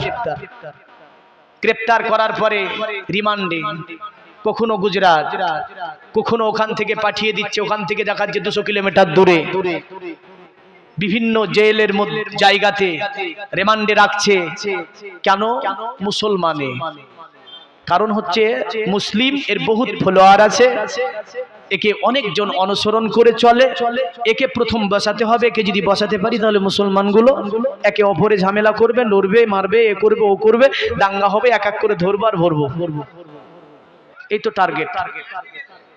আচ্ছা বলেন, নবীর গর্দানে তালোয়ার ধরছে, সাহাবীরা বসে আছে, মুসলিম যদি সন্ত্রাস হতো ওই ব্যক্তিটা বেঁচে থাকতো? বেয়াদব যে নবীর সাহাবীদের সম্মুখে নবীর গর্দানে সুলাইম নেতা তালোয়ার ধরে, তো সাহাবী মারতে যায়, তো নবী বলে বসে যাও। জোরে বলেন সুবহানাল্লাহ। আল্লাহর নবী বলছে আচ্ছা আমাকে যে তুমি মারতে এসেছো বলো কিসের কারণে? বলে মুহাম্মদ তুমি যে নবী তার প্রমাণ তোমার কাছে কি আছে বলো। আল্লাহর নবী বলছে আচ্ছা আমি যদি প্রমাণ দিই তাহলে মানে নেবে না, কারণ তোমার পূর্বে অনেকেই প্রমাণ নিয়েছে। কেউ হাতের মধ্যে তালো আপনার পাথর ভরে এনে বলেছিল মুহাম্মদ তুমি যদি বলতে পারো আমার হাতে কি আছে তাহলে তোমাকে নবী মেনে নেব। এখান থেকে বোঝা যায় একটা কাফেরের জ্ঞান, একটা কাফেরের ধারণা, এটা নবী যারা হবে তারা অদৃশ্যের খবরও বলতে পারবে। একটা কাফেরের ধারণা এটাই ছিল যে নবী যারা হবে সে অদৃশ্যের খবর বলতে পারবে। তো আবু জেহেল বলছে বলো আমার হাতে কি আছে, আর মাথায় টুপি, মুখে দাড়ি, বড় জুব্বা রেখে বলছে নবী অদৃশ্য জানে না। হায় হায় হায়, এই কথাটা যদি প্যান্ট স্যুট পরে বলতো আমার সমাজের যুবকেরা পিটিয়ে চামড়া বিনিয়ে দিত, বুঝলেন। কিন্তু প্যান্ট স্যুট তো নাই, মাথায় টুপি আছে, মুখে দাড়ি আছে, গায়ে বড় জুব্বা আছে, দেখছে যে রে মৌলভী সাহেব তো। কেউ ঘুরে চলে যায় মুখ ঘুরিয়ে, আর কেউ বলে না রে ঠিকই বলছে, হয়তো কে বলে ঠিকই বলছে, মেনে নেবে। কারণ এখন যদি আমি একটা কথা বলি, এখানে তো 10 জন মানুষ আছে, ফল ফাউল একটা কথা বললাম, তবু কিন্তু জেনে বুঝে বললাম, নবীর শানে গুস্তাকি করলাম, তো বলবে একটা যুক্তি দিলাম তার পিছনে। তো এখানকার যুবক যতটি মানুষ বসে আছে, 10টা মানুষও বলবে মৌলভীটা খারাপ বলেন, আরগুলো মানবে না। কিন্তু ওই কথাটাই যদি এখন যদি কেউ এসে এই জায়গা থেকে বলে প্যান্ট স্যুট পরে নবীর মুখে গন্ধ ছিল, ওকে মারবে না? মারবে না, জুতা মারবে, জুতা। কিন্তু যদি একটা মাথায় টুপি পরে মুখে দাড়ি রেখে বড় জুব্বা পরে বলে না, তো বলবে এর ওয়াজ শুনবো না, উঠে পালাই। আহলে সুন্নাত ওয়াল জামাত যদি আকীদা ভালো হয়, সেই যুবক বলবে শুনবো না, পালাই। আর যারা বসে বসে বলবে না ঠিকই বলছি। এই তো অবস্থা সমাজ। আসি তো সুলাইম নেতাকে বলছে কি প্রমাণ নেবি? তোর পূর্বে তো অনেক প্রমাণ চেয়েছে, তুই বল কি নেবি প্রমাণ? তুই যা প্রমাণ চাইবি আমি রসুল সেটাই দেব। জোরে বলেন, তুই যেটা প্রমাণ চাইবি সেটাই আমি নবী দেব। সুলাইম নেতা বলছে মোহাম্মদ আমি যেটা বলবো তুমি কি দিতে পারবে? বলে হ্যাঁ দিতে পারবো। ওর হাতে বুঝলেন একটি বস্তা ঝুলানো ছিল, ওই বস্তার মধ্যে গুয়ে সাপ ছিল। গুয়ে সাপ বুঝেন? সোনাগরি সাপ, মানে সুলাইমদের খাবার ছিল, মূল খাবার ছিল আপনার গুয়ে সাপ। এই গুয়ে সাপ শিকার করে আপনার ফিরছিল ওই ব্যক্তিটা, ওর মধ্যে তাজা একটা গুয়ে সাপ বের করে মুহাম্মদ সাল্লাল্লাহু আলাইহি ওয়াসাল্লামের সম্মুখে ছেড়ে দিল। যখনই সাপটা আমার নবীকে দেখেছে, আদব সহকারে নবীর সম্মুখে দাঁড়িয়ে গিয়েছে। সুলাইম নেতা বলছে মুহাম্মদ যদি এই সাপটা তোমার সাক্ষী দিয়ে দিতে পারে, এই সাপটা যদি তোমাকে নবী বলে, এই সাপটা যদি তোমাকে নবী বলে দেয়, তাহলে আমি তোমাকে নবী মেনে নেব। আর যদি সাপটা নবী না বলে, আমি তোমাকে নবী মানব না। আল্লাহর নবী বলে সুলাইম নেতা শোন, আমি নবী যদি বলি সাপটাকে, তাহলে নিশ্চয়ই সাপটা আমার সাক্ষী দিয়ে দেবে। মানবি তো? জাদুকার বলবি না তো? বলে না গো মুহাম্মদ, জাদুকর বলবো না তোমাকে। নবী বলে তোর পূর্বে তো অনেকেই আমাকে জাদুকর বলেছে, তুই বলবি না তো? বলে না। আল্লাহর নবী সাল্লাল্লাহু আলাইহি ওয়াসাল্লামের সম্মুখে সুলাইম নেতার ধারণা এটাই ছিল, জীবনে কোনোদিন সাপ কথা বলতে পারবে না, আর আমি নবীকে নবী মানব না। জীবনে সাপ কথাও বলবে না, মুহাম্মদকে আমি নবীও মানব না। এটাই টার্গেট নিয়ে করেছিল কাজটা। আল্লাহর নবী সাপটার দিকে ইশারা করেছে, সাপটার জবান থেকে কলেমা বেরিয়ে আসে, আশহাদু আল্লাহ ইলাহা ইল্লাল্লাহু ওয়া আশহাদু আন্না মুহাম্মাদান আবদুহু ওয়া রাসূলুহু সাল্লাল্লাহু তাআলা আলাইহি ওয়াসাল্লাম। ইহুদির আপনার হাতটা কাঁপতে লেগেছে, ওই সুলাইম নেতার হাতটা কাঁপতে কাঁপতে তলোয়ারটা মাটিতে পড়ে গিয়েছে। আমার নবী বলছে সুলাইম নেতা এবার বিশ্বাস হতো যে আমি নবী। সুলাইম বলছে হ্যাঁ ইয়া রাসূলুল্লাহ, এটা তো আপনার কোনো প্রশিক্ষণ দেওয়া সাপ নয়, যে সাপটাকে আমি জঙ্গলের মধ্যে শিকার করলাম, করার পরে আপনার দরবারে নিয়ে আসলাম। ইয়া রাসূলুল্লাহ, নিঃসন্দেহে আপনি আল্লাহর নবী, এতে কোনো সন্দেহ নাই। নবী গো দয়া করে কলেমা লা ইলাহা ইল্লাল্লাহ মুহাম্মাদুর রাসূলুল্লাহ সাল্লাল্লাহু তাআলা আলাইহি ওয়াসাল্লাম পড়ে আপনি আমাকে ইসলামের মধ্যে দীক্ষিত করিয়ে নিন। আল্লাহুম্মা সাল্লি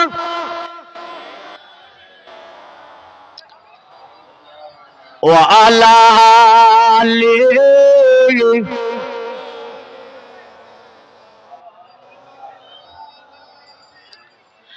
দুই সাথীকে পাশেতে নিয়ে হায় আরামে আছো নিজুম নিরালায়, সারা দাও রাসূলুল্লাহ, ডাকে যে আশিক তোমার। জোরে বলেন, একটু নবীকে ডাকি তো ইয়া রাসূলুল্লাহ, ইয়া হাবিবাল্লাহ ইয়া রাসূলাল্লাহ ইয়া হাবিবাল্লাহ নূরেতে উজ্জ্বল চেহারা তোমার দেখিলে হারাম দুজখেরই নাম জোরে বলবেন না নূরেতে উজ্জ্বল চেহারা তোমার দেখিলে হারাম দুজখেরই নাম তুমি কবে দিবে এ মুলাকাত দিদার দাও আমারে ইয়া রাসূলুল্লাহ ইয়া হাবিবাল্লাহ জোরে বলি সুবহানাল্লাহ তো পৃথিবীর মুমিন মুসলমান আল্লাহর নবীর কাছে কলেমা পড়ে নিয়েছে সুলাইম নেতা আমার নবী বলছে আচ্ছা এই সাপগুলো কেন তুমি গ্রেফতার করেছো সাপগুলো কেন তুমি শিকার করেছো সুলাইম নেতা বলছে ইয়া রাসূলুল্লাহ এগুলি আমাদের খাবার কারণ আমাদের প্রিয় খারাপ হচ্ছে গুয়ে সাপের গোশত আল্লাহর নবী বললেন কলেমা পড়েছো এখন আর এগুলো খাওয়া যাবে না কারণ আমি নবী পাক এগুলো খাওয়াকে পছন্দ করি না জোরে বলেন সুবহানাল্লাহ সুলাইম বলছে ইয়া রাসূলুল্লাহ কলেমা পড়েছি আপনি যা নিষেধ করবেন আমি সঙ্গে সঙ্গে সেটাই কাজ করব বস্তাটাকে নিয়ে ছুঁড়ে আপনার ফেলে দিয়ে বলছে ইয়া রাসূলুল্লাহ দুনিয়ার জমিনে যতদিন বেঁচে থাকবো আর কোনোদিন গুয়ে সাপের গোশত আমি ভক্ষণ করব না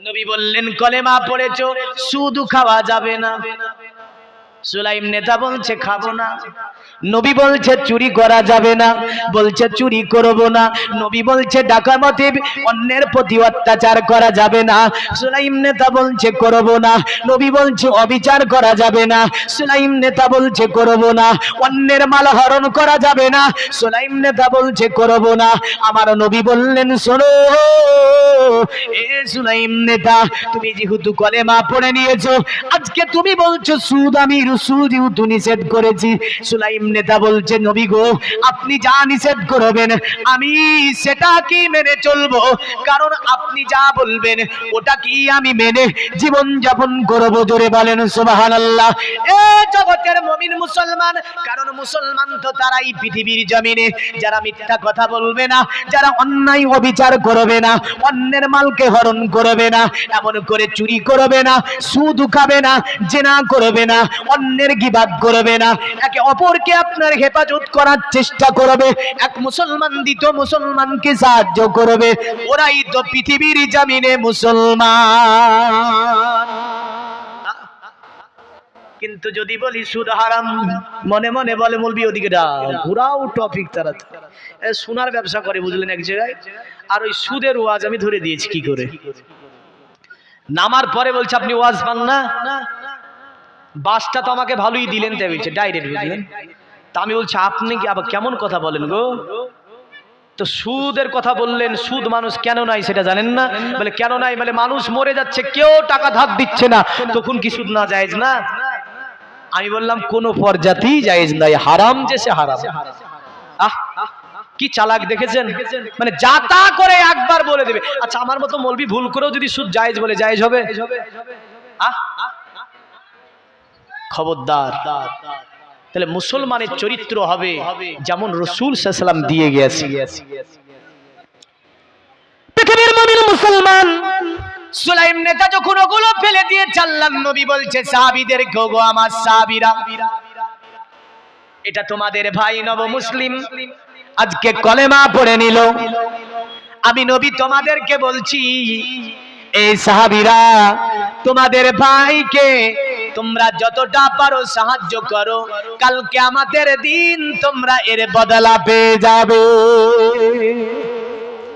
আর একটু জোরে বলেন নবী বলছে তোমাদের ভাইকে তোমরা সাহায্য করো কিয়ামতের দিনের বদলা তোমরা পেয়ে যাবে আচ্ছা বলেন নবীর জবান থেকে যদি এই কথাটা বাড়িয়ে যায় তো সাহাবীদের পকেটে কিছু থাকবে গো সাহাবীরা পকেটের মধ্যে হাত দেয়, তখনকার সোনার আশরাফি বুঝলেন যার পকেটে জটা ছিল, গুটি গুটি পায়ে এনে আমার নবীর সম্মুখে হাজির করে দেয়। সুলাইম নেতা বলছে, শুনেছিলাম মুসলমানরা নাকি অন্যের মাল হরণ করে, দেখি মুসলমানরা এটা করে না। জোরে বলেন। যা শুনেছিলাম তার উল্টোটা যেন পাচ্ছি মুহাম্মাদের দরবারে এসে। সুলাইম নেতা দাঁড়িয়ে আছে, সাহাবীরা পকেটে হাত দেয়, আর যার কাছে যতটা সোনার আশরাফি আছে বুঝলেন নবীর সম্মুখে জমা করে দেয়, কারণ নবী পাক ওই সুলাইম নেতাকে ওগুলো দিয়ে বাড়ি পাঠিয়ে দেবে। কারণ সুলাইম নেতা যেহেতু এ খাবো না ও খাবো না অঙ্গীকার করেছে, হারাম খাবো না, অন্যের মাল খাবো না, এমন করে আপনি যা নিষেধ করবেন কিছুই আমি ভক্ষণ করব না। তো নবী বলছে আমি তোমাকে কিছু টাকা দিয়ে পাঠিয়ে দেব যাতে তোমার কোনো অসুবিধা না হয়, যার কারণে আমি নবী তোমাকে কিছু মাল দেব, দেবার পরে তোমার গোত্রের কাছে আমি পাঠিয়ে দেব। আচ্ছা,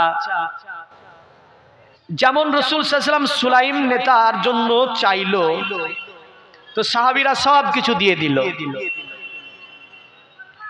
আচ্ছা বলেন, নবী বলছে যে এর বদলাটা তোমরা কিয়ামতের দিন পেয়ে যাবে। কবে পাওয়া যাবে? কিয়ামতের দিন। তবে এর বদলাটা বাকি থাকে। কি থাকে? আর বাকি থাকলে কি হয় জানেন, কোন জিনিস যদি ধার স্বরূপ দেওয়া হয় তো ওর বদলা বেশি পাওয়া যায়। জোরে বলেন সুবহানাল্লাহ। একের বদলে কত পাওয়া যায়? 7। একের বদলে 700। তো কিয়ামতের দিন আপনি যেটা দুনিয়াতে দিয়ে যাবেন এটার বদলে আপনি 700-র অধিক আল্লাহ আপনাকে দেবে। জোরে বলেন কতর অধিক দেবে? 700-র অধিক। এবং কি রাসূল সাল্লাল্লাহু আলাইহি সাল্লাম তিনি বলেন, দুনিয়ার জমিনে যখন আমার রাহে মানে রাসূলের আল্লাহর রাহে যারা চলে যায় তাদের পিছনে যখন কোন ব্যক্তি খরচ করে সেটা সাদকায়ে জারিয়া হয়। জোরে বলেন কি হয়? সাদকায়ে জারিয়া। আর এর নেকিটা কিয়ামত পর্যন্ত আমার আল্লাহ তার কবরে পৌঁছিয়ে দেয়। জোরে বলেন সুবহানাল্লাহ।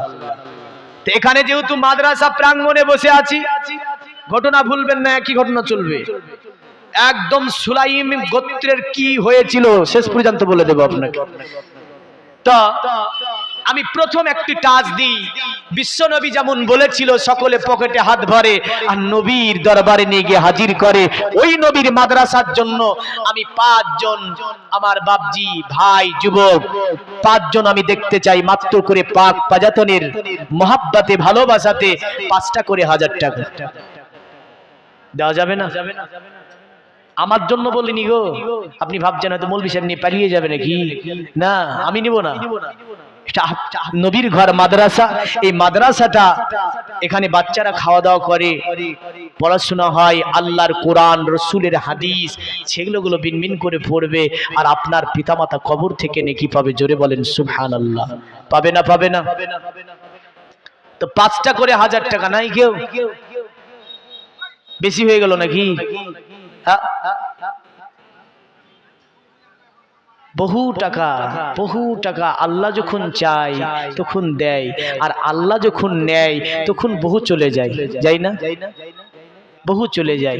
তাই আমি বলেছি মাত্র 5টা করে 1000 টাকা পাক পাজাতনের মহব্বতে রাসূলের ভালোবাসাতে একটু যদি না থাকে ওয়াদা করে বলে দেন মৌলভী সাহেব আমি দিয়ে দিলাম 5000 টাকা পাক পাজাতনের মহব্বতে। কারণ কিয়ামতের দিন মহব্বত পাক পাজাতনের ভালোবাসা ছাড়া কেউ আল্লাহর জান্নাতে যাবে? পাক পাজাতনের শাফাআত ছাড়া কেউ আল্লাহর জান্নাতে যাবে? যাবে না। আরে পাকি পাঞ্জাত নে পাতা আমার হবে গোছাতা। জোরে বলেন ফাতেমা তাকিবে পিছে আলী কহিবে কথা, হাসান দেখাবে আলো হুসাইন বলিবে ঠিকানা। জোরে বলেন। তো 5 জন ব্যক্তিকে আমি মাত্র 5টি করে 1000 টাকা পাক পাজাতনের মহব্বতে বলেছি, রাসূলের ঘর মাদ্রাসার জন্য বলেছি, আমার জন্য বলি নাই। কারণ নবী বলেছেন আল মসজিদু বাইতুল্লাহ আল মাদ্রাসাতু বাইতি, মসজিদ হচ্ছে আল্লাহর ঘর, মাদ্রাসা হচ্ছে আমার ঘর। নবী পাক বলেন কাল কিয়ামতের দিন আমি রাসূলুল্লাহ যতক্ষণ পর্যন্ত ওই আতেবে শাফাআতের চাবিকে খুলে না দেব, কোন নবী শাফাআত করতে পারবে না। আমি নবী পাক যতক্ষণ পর্যন্ত শাফাআত না করব, আল্লাহর জান্নাতে কেউ যেতে পারবে না। জোরে বলেন সুবহানাল্লাহ। আমার বিশ্ব নবী বলেন, শোনো আমার উম্মত, কাল কিয়ামতের দিনে তোমাকে তোমার বাপ চিনতে পারবে না। বাপ বলবে, বাপের কাছে যাবার পরে ছেলে আপনার যখন বলবে আব্বা তোমার ছেলের মিজান করা হয়েছে, মাত্র একটা নেকি কম হয়ে গেছে গো আব্বা। আপনার ওই পিতা বলবে, দুনিয়ার জমিনে তো কোনো আমি সন্তান জন্ম দিইনি, দুনিয়াতে কোনো সন্তান জন্ম দিয়েছিলাম বলে আমার জানা নাই। নারায়ে তাকবীর, নারায়ে রিসালাত। মহরম 500 টাকা দান করেছে আল্লাহ নবীর ঘর মাদ্রাসাতে। আল্লাহ যে আশা উদ্দেশ্য আকাঙ্ক্ষা নিয়ে নবীর ঘর মাদ্রাসায় 500 টাকা করেছে দান, আল্লাহ মনের উদ্দেশ্যকে আপনি পূর্ণ করে দিন। এমন করে আল্লাহ আত্মীয় স্বজন যারা অন্ধকার করে কবরের আযাবকে মাফ করে জান্নাতি হিসাবে কবুল করুন আল্লাহ। এমন করে দুনিয়ার জমিনে রুজিগুলো বাড়িয়ে দিন, হায়াতকে দারাজ করে দিন আল্লাহ। নারায়ে তাকবীর। হায় রে আল্লাহ, আপনারাও যদি বলেন আল্লাহ আকবার, টাকা দিব না, আল্লাহ আকবারও দিব না, যদি বলেন হবে? হ্যাঁ, টাকা চাইছি টাকাও দেন না, আবার আল্লাহ আকবারও দেন না। একটু জোরে বলেন তো নারায়ে তাকবীর। একটু বেলালের মতো আওয়াজ নিয়ে বলেন তো নারায়ে তাকবীর, নারায়ে তাকবীর। আওয়াজ হয়েছে? হয়নি। মানুষ অর্জনই তো আসে না গো। আপনারা এমন জোরে চিল্লানি দিবেন তো বাজারে যারা আছে ছুটিয়া চলে আসবে, বুঝলেন? আরে নারায়ে রিসালাত 500 টাকা করেছে দান নবীর ঘর মাদ্রাসাতে, জিন্দাবাদ বলেন। আল্লাহ দুনিয়ার জমিনে বান্দা 2 টাকা ভাড়া দিতে গিয়ে বেশি নিলে ঝামেলা হয় না? হয় না? বাসে চলে যদি কন্ট্রাক্টর বলে 2 টাকা বেশি, কন্ট্রাক্টরকে বলবে পিটিয়ে সামলাবি, নিয়ে দেব তোর। কিন্তু নবীর ভালোবাসা দেখেন, 500 টাকা এসে দিয়েছে নবীর মাদ্রাসায় দান। আল্লাহ এই দানকে আপনি কবুল করুন, ভাইজানের দানকে কবুল করে নিয়ে আল্লাহ তার রুজিগুলোকে আপনি বেশি বেশি করে বাড়িয়ে দিন। ব্যবসা বাণিজ্যে বরকত দিন আল্লাহ, খেতে খামারে বরকত দিন আল্লাহ, হায়াতকে দারাজ করে দিন। দেনেওয়ালা আল্লাহ, একটু বলবো চটচট করে নবীর ঘর মাদ্রাসার জন্য যদি মনে করেন 5000 টাকা আমার খুবই বেশি হয়ে গিয়েছে, তো এক এক করে ভাগ করে নিন না,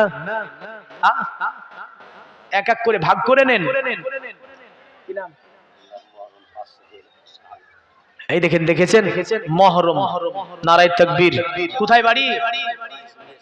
22 বিঘা শিশু বাগান। একবার বলছে যে 500 টাকা দিয়ে গেল, আবার বলছে 500 টাকা দিলাম, 1000 টাকার দাতা, জিন্দাবাদ বলেন। আল্লাহ 1000 টাকা নবীর ঘর মাদ্রাসায় করেছে দান। এই দানকে কবুল করে নিয়ে আল্লাহ ভাইয়ের আশা আকাঙ্ক্ষা বাসনাকে পূর্ণ করুন, আল্লাহুম্মা আমিন বলেন। আল্লাহ নবীর ওসিলা করে তার আত্মীয় স্বজন যারা অন্ধকার করে কবরগুলোকে আপনি রিয়াজুল জান্নাত বানিয়ে দিন। একটু চটচট করে। নাই গো 5000 টাকা কেউ নাই? একটাও নাই দেখছি। ওই এক এক করে ভাগ করে নেন না গো। সুলাইম নেতার জন্য রসুল বলেছে তো 1 বস্তা পরিমাণ সোনার আশরাফি এক জায়গায়, সুবহানাল্লাহ বলেন। কতরি? 1 বস্তা পরিমাণ নিয়ে যায় নবীর সম্মুখে হাজির করে, নিয়ে যায় নবীর সম্মুখে হাজির করে। আল্লাহর নবী বলে, সুলাইম নেতা, এগুলো আমি রসুল তোমাকে দিয়ে দিলাম। জোরে বলেন। সুলাইমের নেতা বলছে, ইয়া রাসূলুল্লাহ, এতটা মাল আমি নিয়ে যেতে পারবো না, এতটা সোনার আশরাফি আমি কেমন করে নিয়ে যাব? আমার নবী পাক বলে, তুমি নিয়ে যেতে পারবে না। না, সঙ্গে সঙ্গে নবীর একজন সাহাবী দাঁড়িয়ে গেল। সাহাবীর নাম ছিল আব্দুর রহমান। আব্দুর রহমান দাঁড়িয়ে বলছে, ইয়া রাসূলুল্লাহ, ইয়া হাবিবাল্লাহ, ওগো নবী, আমার কাছে একটা উট আছে, উটটা হচ্ছে চিৎকাবরা উট, দেখতে বড় সুন্দর, উঁচু চালা ভালো, তেজ রক্তারও ভালো। ওগো আল্লাহ আল্লাহর নবী আমার নব মুসলিম ভাইকে আমার উটটা আমি দান করে দিলাম। সাহাবীদের আপনার দেখেন মন মানসিকতা, সাহাবীরা কেমন ভাবে দান করত যদি আপনি দেখতে যান তাজ্জব হয়ে যাবেন। সাহাবীদের দান দেখলে আমরা কুরবান হয়ে যাব। তার 1% যদি আমরা দানগুলো করতে পারি, পৃথিবীতে মাদ্রাসা মসজিদগুলি সোনা দিয়ে তৈরি হবে। কি দিয়ে তৈরি হবে? সোনা দিয়ে। সাহাবীরা যা করেছিল তার 1% করতে পারলে ইট লাগবে না, মাদ্রাসাতে ইট লাগবে না, বুঝলেন? সোনা দিয়ে গাঁথা হবে, কিন্তু ইট দিয়ে হয় না আমাদের, তাই না? কারণ আমাদের অন্তরটা হয়ে গিয়েছে অন্যরকম। নাফসে আম্মারা বলছে দিস না, এখানে দিয়ে কি করবি? 500 টাকার কালকে ফিস্ট করা হবে। যুবককে বলছে কাল ফিস্ট করবি 500 টাকা, গার্লফ্রেন্ডকে নিয়ে ঘুরতে যাবি, তাতে 2000 টাকা খরচ আছে। নবীর ঘর মাদ্রাসায় দিয়ে কি করবি? কিন্তু জানো না, খোদার কসম, এখানে যেটা খরচ করে যাবেন আপনার অ্যাকাউন্টে সেটাই জমা থেকে যাবে। জোরে বলেন সুবহানাল্লাহ। এখানে ওখানে প্রচুর টাকা খরচ করেছেন, কিন্তু ইসলামের রাস্তায় যেটা আপনি খরচ করে যাচ্ছেন সেটা ধরা থাকবে। স্ত্রীর জন্য যা খরচ করেছে কি হবে জানেন? কিয়ামত আসবে যখন, একটা নেকি কম হবে, তো স্ত্রীর কাছে গিয়ে বলবে স্ত্রী দাও না একটা নেকি। স্ত্রী বলবে যাও, কে তুমি? আমার তো পৃথিবীতে স্বামী ছিল বলে জানাই নাই, আমার তো বিয়ে হয়নি পৃথিবীতে, আর তুমি বলছো আমার স্বামী। এই স্ত্রী, তোর জন্য আমি নামাজ ছেড়েছি, তোকে হার বানিয়ে দিয়েছি দুনিয়াতে, তোর সুখ শাসনের জন্য, আরাম বিলাসিতার জন্য কেরালা গিয়েছি, মুম্বাই গিয়েছি, চিন্না গিয়েছি, বিভিন্ন জায়গায় গিয়েছি, আর তুই বলছিস যে স্বামী ছিল না দুনিয়ায়। বলে না, আমি তোমাকে চিনতে পারছি না। স্ত্রী বলবে, যে ছেলের জন্য আপনি ওই যে বিল্ডিং গুলো করে যাচ্ছেন, জমি জায়গাগুলো করে রেখে যাচ্ছেন, ওই ছেলের কাছে যাবে, বুঝলেন? তো ছেলে বলে আব্বা ছিল বলে আমার জানা নাই, বাপ ছিল বলে আমার দুনিয়াতে জানা নাই, চলে যাও। বাপ বলবে তাজ্জুব ব্যাপার, কেউ চিনতে পারে না, ফিরে আসবে। শেষ পর্যন্ত যিনি চিনতে পারবে তিনি আমার বিশ্ব নবী মুহাম্মদ সাল্লাল্লাহু তাআলা আলাইহি ওয়াসাল্লাম। তিনি বলবে উম্মত, এই উম্মত, ফেরেশতাকে বলবে নিয়ে চলো দ্বিতীয় মিজান চাপাবো। দ্বিতীয় মিজানের পাশে নবী পাক দাঁড়াবে, পকেট থেকে এক টুকরো সাদা কাগজ বের করে পাল্লায় চাপিয়ে দেবে, সঙ্গে সঙ্গে পাল্লাটা ভারী হয়ে যাবে। সকলে বলুন সুবহানাল্লাহ।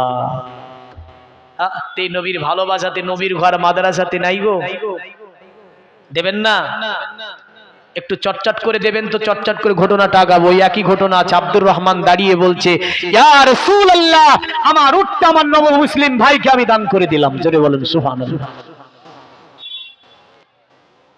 তো নবী বলছে, সাহাবী তোমার কি আর দ্বিতীয় উট আছে? তো সাহাবী বলছে না, আমার আর দ্বিতীয় উট নাই।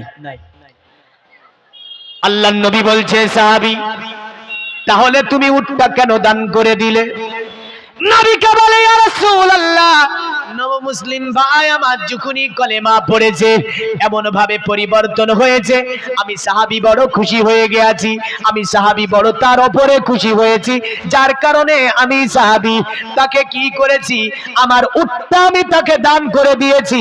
এটা ভালোবেসে খুশি হয়ে আমার নবী পাক সাহাবীকে ডেকে বলছে, সাহাবী তুমি আমার কাছে এসো, সাহাবী তুমি আমার কাছে এসো, একটা তোমাকে ভবিষ্যৎবাণী দেব, আমি একটা তোমাকে ভবিষ্যৎবাণীর কথা শোনাবো।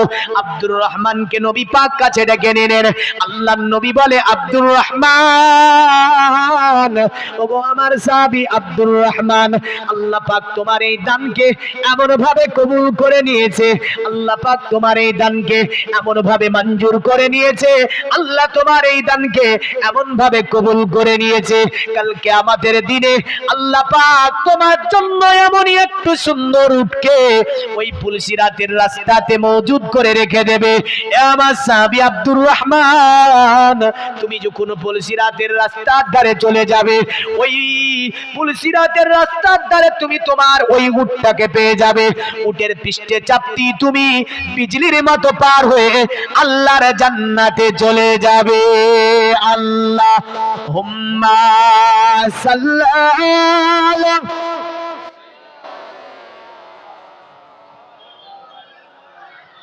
ওয়ালা আলি সাইয়্যিদিনা। তো পৃথিবীর মুমিন মুসলমান মনে মনে ভাবছেন যে এই দানটা দেব কিনা। খোদার কসম বলি, কাল কিয়ামতের দিনে যখন ওই পুলসিরাতের রাস্তার ধারে পড়ে যাবেন, আমার নবী বলেছে, শোনো আমার উম্মতেরা, এই দানটা ওই রাস্তা, যে বিপদগামী রাস্তা, পুলসিরাতের রাস্তা, এই রাস্তায় তোমাদের কাজে লেগে যাবে। জোরে বলেন। একটু চটচট করে আমি 5 জন ভাইকে দেখবো। নাই, যদি 5000 করে বেশি হয়ে যায়, একটা করে 1000 টাকা বেটে নেন। 5000 টাকা 300 কি নাম? দুলাল শেখ 300 টাকা দান করেছে আল্লাহ নবীর ঘর মাদ্রাসায়। নারায়ে তাকবীর, নারায়ে রিসালাত। ইয়া রাসূলুল্লাহ বলেন না গো, জোরে বলেন ইয়া রাসূলুল্লাহ, ইয়া হাবিবাল্লাহ। জোরে 300 টাকা খুব কষ্ট করে এসে দান করে গিয়েছে। আল্লাহ তার দানকে কবুল করে নিয়ে তার শারীরিক অবস্থাকে তুমি ভালো করে দাও, সুস্থ করে দাও। দুনিয়ার জমিনে বালা মুসিবত থেকে আল্লাহ হেফাজত করুন তাকে, এবং করে কারোবারে ব্যবসা বাণিজ্যে আল্লাহ আপনি বরকত দান করুন। সকলে বলুন আল্লাহুম্মা আমিন। একটা করে 1000 টাকা বলেছি। আচ্ছা 1000 টাকা এমন খুব বেশি হলো নাকি? এবার 5000 টাকা করে তো ভাবছেন যে 5000 টাকা দিব না মৌলভী সাহেব, যতই বলো। আর যদি না পারেন 1 মাস পরে দেবেন, 2 মাস পরে দেবেন, 3 মাস পরে দেবেন। নাই গো, একটা করে 1000 টাকা আমি 5 জন ব্যক্তিকে দেখবো। নবীর ঘর, নবীর ভালোবাসায়, নবীর মহাব্বতে, পাক পাজাতনের মহাব্বতে, রাসূলের ঘরে আমার জন্য বলিনি, কারণ মাদ্রাসা যেখানে ছেলেরা কোরআন শরীফ পড়বে আর আপনি কবর থেকে নেকি পাবেন। জোরে বলেন সুবহানাল্লাহ। একটা করে 1000 টাকা নাই। দেখেন বিশ্বনবী মুহাম্মদ সাল্লাল্লাহু আলাইহি সাল্লামের সাহাবী আব্দুর রহমান, তিনি পুরো একটা ঢালো চিৎকাবরা উট নবীকে বলছে ওই সুলাইমের জন্য আমি তাকে দিয়ে দিলাম। জোরে বলেন সুবহানাল্লাহ। তো নবী বলছে, সাহাবী, এই উটটা একই রকমের উট পুলসিরাতের রাস্তায় আল্লাহ তোমার জন্য মওজুদ করে রাখবে। তুমি যেতেই তুমি দেখবে পুলসিরাতের রাস্তার ধারে এই চিৎকাবরা উটটা দাঁড়িয়ে আছে, তুমি তার উপর চেপে যাবে, সঙ্গে সঙ্গে তুমি এই পুলসিরাতের কঠিন রাস্তাটা বিজলির মতো করে পার করে দেবে। জোরে বলেন সুবহানাল্লাহ। দিয়ে তুমি কোথায় যাবে? আল্লাহর জান্নাতের মধ্যে চলে যাবে। তাই বলবো, রাসূলের ভালোবাসাতে, নবীর প্রেমে 2টি মানকাবাত পড়ব। 5 জন ব্যক্তিকে আমি দেখবো পাক পাজাতনের ভালোবাসায়, একটা করে 1000 টাকা। কারণ দুনিয়াতে বহু খরচ করেছেন, হসপিটালে, ছেলের চাকরির জন্য লাখ লাখ টাকা। কি নাম? আরেকজন ভাই আমার 500 টাকা করেছে দান। এই দানকে আল্লাহ কবুল করে নিয়ে ভাইয়ের আশা আকাঙ্ক্ষাকে আপনি পূর্ণ করুন, বাসনাকে পূর্ণ করুন। আল্লাহ দুনিয়াবি বালা মুসিবত থেকে ভাইকে হেফাজত করুন, সংসারে সুখ দান করুন, স্বামী স্ত্রী মহব্বত তৈরি করে দিন। আল্লাহ সন্তান সন্ততি যারা রয়েছে পৃথিবীর জমিনে তাদেরকে সুশিক্ষায় শিক্ষিত বানান। সকলে বলুন আল্লাহুম্মা আমিন। পৃথিবীর মুমিন মুসলমান, আমার নবীর ভালোবাসা, আমার নবীর প্রেম কি জিনিস, আমার নবীর মহব্বত কি জিনিস যদি শিখতে হয় তো আমার নবী পাকের সাহাবী বেলাল থেকে শিখা লাগে। জোরে বলেন সুবহানাল্লাহ। আরে কাটে জিন্দেগানি নবীজির শরণে। জোরে বলেন। কাটে জিন্দেগানি নবীজির শরণে, নবীর দেখা পাই যেন শয়নে স্বপনে। নবীজির কি আশিকি ছিল হাজিরাত বেলাল, না দিলে আজান হতো না সকাল। জোরে বলবেন না। আরে নবীজির কি আশিকি ছিল হাজিরাত বেলাল, না দিলে আজান হতো না সকাল। একই ছিল চাওয়া বেলালের জীবনে, কাটে জিন্দেগানি নবীজির শরণে। নবীর দেখা পাই যেন শয়নে সপনে। জোরে বলি নারায়ে তাকবীর, নারায়ে রিসালাত। 200 টাকা একটা বাচ্চা এসে নবীর ঘরে মাদ্রাসায় করেছে দান, আল্লাহ এই দানকে আপনি কবুল করে নিন। আরেকজন 100 টাকা পাঠিয়েছে দান, আল্লাহ এই দানকে আপনি কবুল করে নিন। এমন করে আশা আকাঙ্ক্ষাকে আল্লাহ আপনি পূর্ণ করে দিন। আরে হাজরাতে আবু বকর নবীকে চেয়েছিলেন কত, জোরে বল। আচ্ছা আমরা নবীকে চাই না? চাই না? নবীকে চাই। আবু বকরও আমার নবীকে চেয়েছিল। আরে হাজরাতে আবু বকর নবীকে চেয়েছিলেন কত, তার অর্থ ধন সম্পদ ছিল যত। জোরে বলেন। এই দেখেন আমার একজন দাদু এসে কিছু টাকা আল্লাহর ঘর মাদ্রাসায় করেছে দান, আল্লাহ দানকে কবুল করেননি। সকলে বলেন আল্লাহুম্মা আমিন। ছোট বলেও সেটা ছোট নয়, না ছোট হয় গো, ছোট হলেও সেটা ছোট হয় না। তাই বলবো মাহরুম হবেন না। যেহেতু 1000 টাকা দেওয়ার সমর্থন না থাকলে, যেটা আপনার সমর্থন আছে, যেটা আপনার দেখা যাচ্ছে আওতার মধ্যে আছে, যা আপনি সম্ভব আপনার দ্বারা, সেটাই দেবেন। কারণ সম্ভব না হলে তো দেওয়া যাবে না। আমি যদিও বলেছি 1000 5000, দেখা যাচ্ছে 5000 সম্ভব নয় এমন কিছু ব্যক্তি, তাহলে যতটা সম্ভব হবে মাহরুম হবেন না। কারণ একটু দোয়া করে দেব। অনেকটা সময় হয়ে এসেছে, মোটামুটি 50, তো বেশি আর টাইম নাই, আর 10 মিনিট থাকবো। তাই বলবো বাপ একটু শেষে দোয়া করব হাত তুলে, একটু এই দোয়াতে অংশ নেওয়ার জন্য যে যেটা পারবেন, একটু নবীর ঘর মাদ্রাসার জন্য, আমার জন্য বলিনি। আবু বকর কেমন চেয়েছিল দেখেন। হাজরাতে আবু বকর নবীকে চেয়েছিলেন কত, তার অর্থ ধন সম্পদ ছিল যত। নারায়ে তাকবীর। এই দেখেন আমার একজন যুবক ভাই 1000 টাকার দাতা, জিন্দাবাদ বলেন। আর একজন চাচা আমার 500 টাকার দাতা, আল্লাহ এই দানগুলোকে কবুল করুন। আর একজন যুবক ভাই আমার 500 টাকার দাতা, আল্লাহ এই দানগুলোকে কবুল করে নিয়ে কিয়ামতের দিন আল্লাহ আপনি এদের উপরে নবীর শাফাআতকে নসিব করে দিন। আল্লাহ আল্লাহ এমন করে দুনিয়ার জমিনে আল্লাহ রুজি রোজগারকে বাড়িয়ে দিন, হায়াতকে দারাজ করে দিন। আল্লাহ বালা মুসিবত থেকে হেফাজত করুন, ব্যবসা বাণিজ্যে বরকত দিন। সকলে বলুন আল্লাহুম্মা আমিন। জগতের মুমিন মুসলমান, আরেকজন ছোট্ট বাচ্চা ছেলে এসে 100 টাকা করেছে দান, এই দানকে কবুল করুন আল্লাহ। আর একটা ছোট্ট বাচ্চা এখানে এসে 100 টাকা করেছে দান, এই দানকে আল্লাহ আপনি কবুল করুন। ওই বাচ্চা দুটিকে আল্লাহ দুনিয়ার জমিনে সুশিক্ষায় শিক্ষিত বানান। আর একজন চাচা আমার এখানে এসে 500 টাকা দান করেছে, আল্লাহ এই দানকে আপনি কবুল করে নিন। চাচার হায়াতকে বাড়িয়ে দিন, অসুখ বিসুখ থেকে হেফাজত করুন আল্লাহ।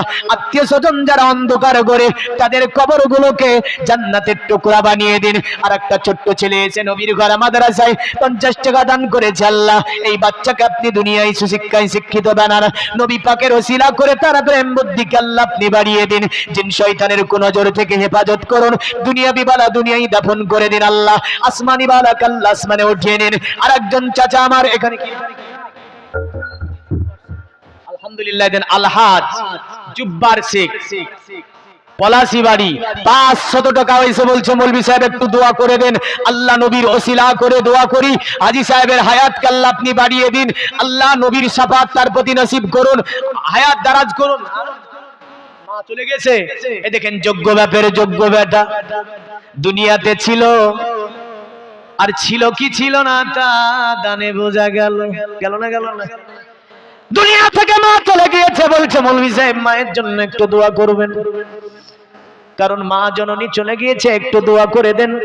আল্লাহ ওনার মাকে আপনি রিয়াজুল জান্নাত নসিব করে দিন। আল্লাহুম্মা আমিন বলেন। দান করো। হাজী সাহেব থেকে নিয়ে আরো অনেকে আল্লাহ এসে করে গিয়েছে দান, কারো পিতা চলে গিয়েছে, কারো মা, কারো আত্মীয় স্বজন, দাদু দাদি যারা অন্ধকার করে, তাদের কবরগুলোকে আল্লাহ আপনি কুশাদা মানোয়ার করে এই দানগুলি তাদের জন্য সাদাকায়ে জারিয়া হিসাবে কবুল করে নিন। আল্লাহুম্মা আমিন। আর একটা বাচ্চা এসে আল্লাহ বাচ্চার ব্রেন বুদ্ধিকে বাড়িয়ে দিন, নবীর ওসিলা করে দুনিয়ার জমিনে আল্লাহ জিন শয়তানের কুনজর থেকে হেফাজত করুন। আল্লাহ ব্রেন বুদ্ধিকে বাড়িয়ে সুশিক্ষায় শিক্ষিত করুন। আল্লাহ এমন শিক্ষা অর্জন করে যাতে করে দুনিয়াতে সমাজের সেবা করতে পারে। মনিরুল ইসলাম, নারায়ে তাকবীর। আল্লাহু আকবার কজন? একজন বলেছেন। হ্যাঁ, হাই রে আল্লাহ, আল্লাহ আকবার বলে প্রচুর নেকি পাওয়া যায়, যায় না? এটা ইসমে আজম। তাহলে আল্লাহ আকবার জাজবাতে নারায়ে তাকবীর। মনিরুল ইসলাম নারায়ণপুর থেকে এসে 2000 টাকার দান করেছে, জিন্দাবাদ বলেন। আল্লাহ এ ভাইয়ের দানকে আপনি কবুল করুন। আল্লাহ 2000 টাকা যে আশা উদ্দেশ্য আকাঙ্ক্ষা নিয়ে করেছে দান, আল্লাহ তার মনের উদ্দেশ্যকে আপনি পূর্ণ করুন। কিয়ামতের দিন নবী পাক সাল্লাল্লাহু আলাইহি সাল্লামের শাফাআত তার প্রতি নসিব করে দিন। আত্মীয় স্বজন যারা চলে গেছে ঘরে, তাদের জন্য এগুলো সাদকায়ে জারিয়া হিসাবে আয় আমার আল্লাহ আপনি কবুল করে নিন। সকলে বলুন আল্লাহুম্মা আমিন।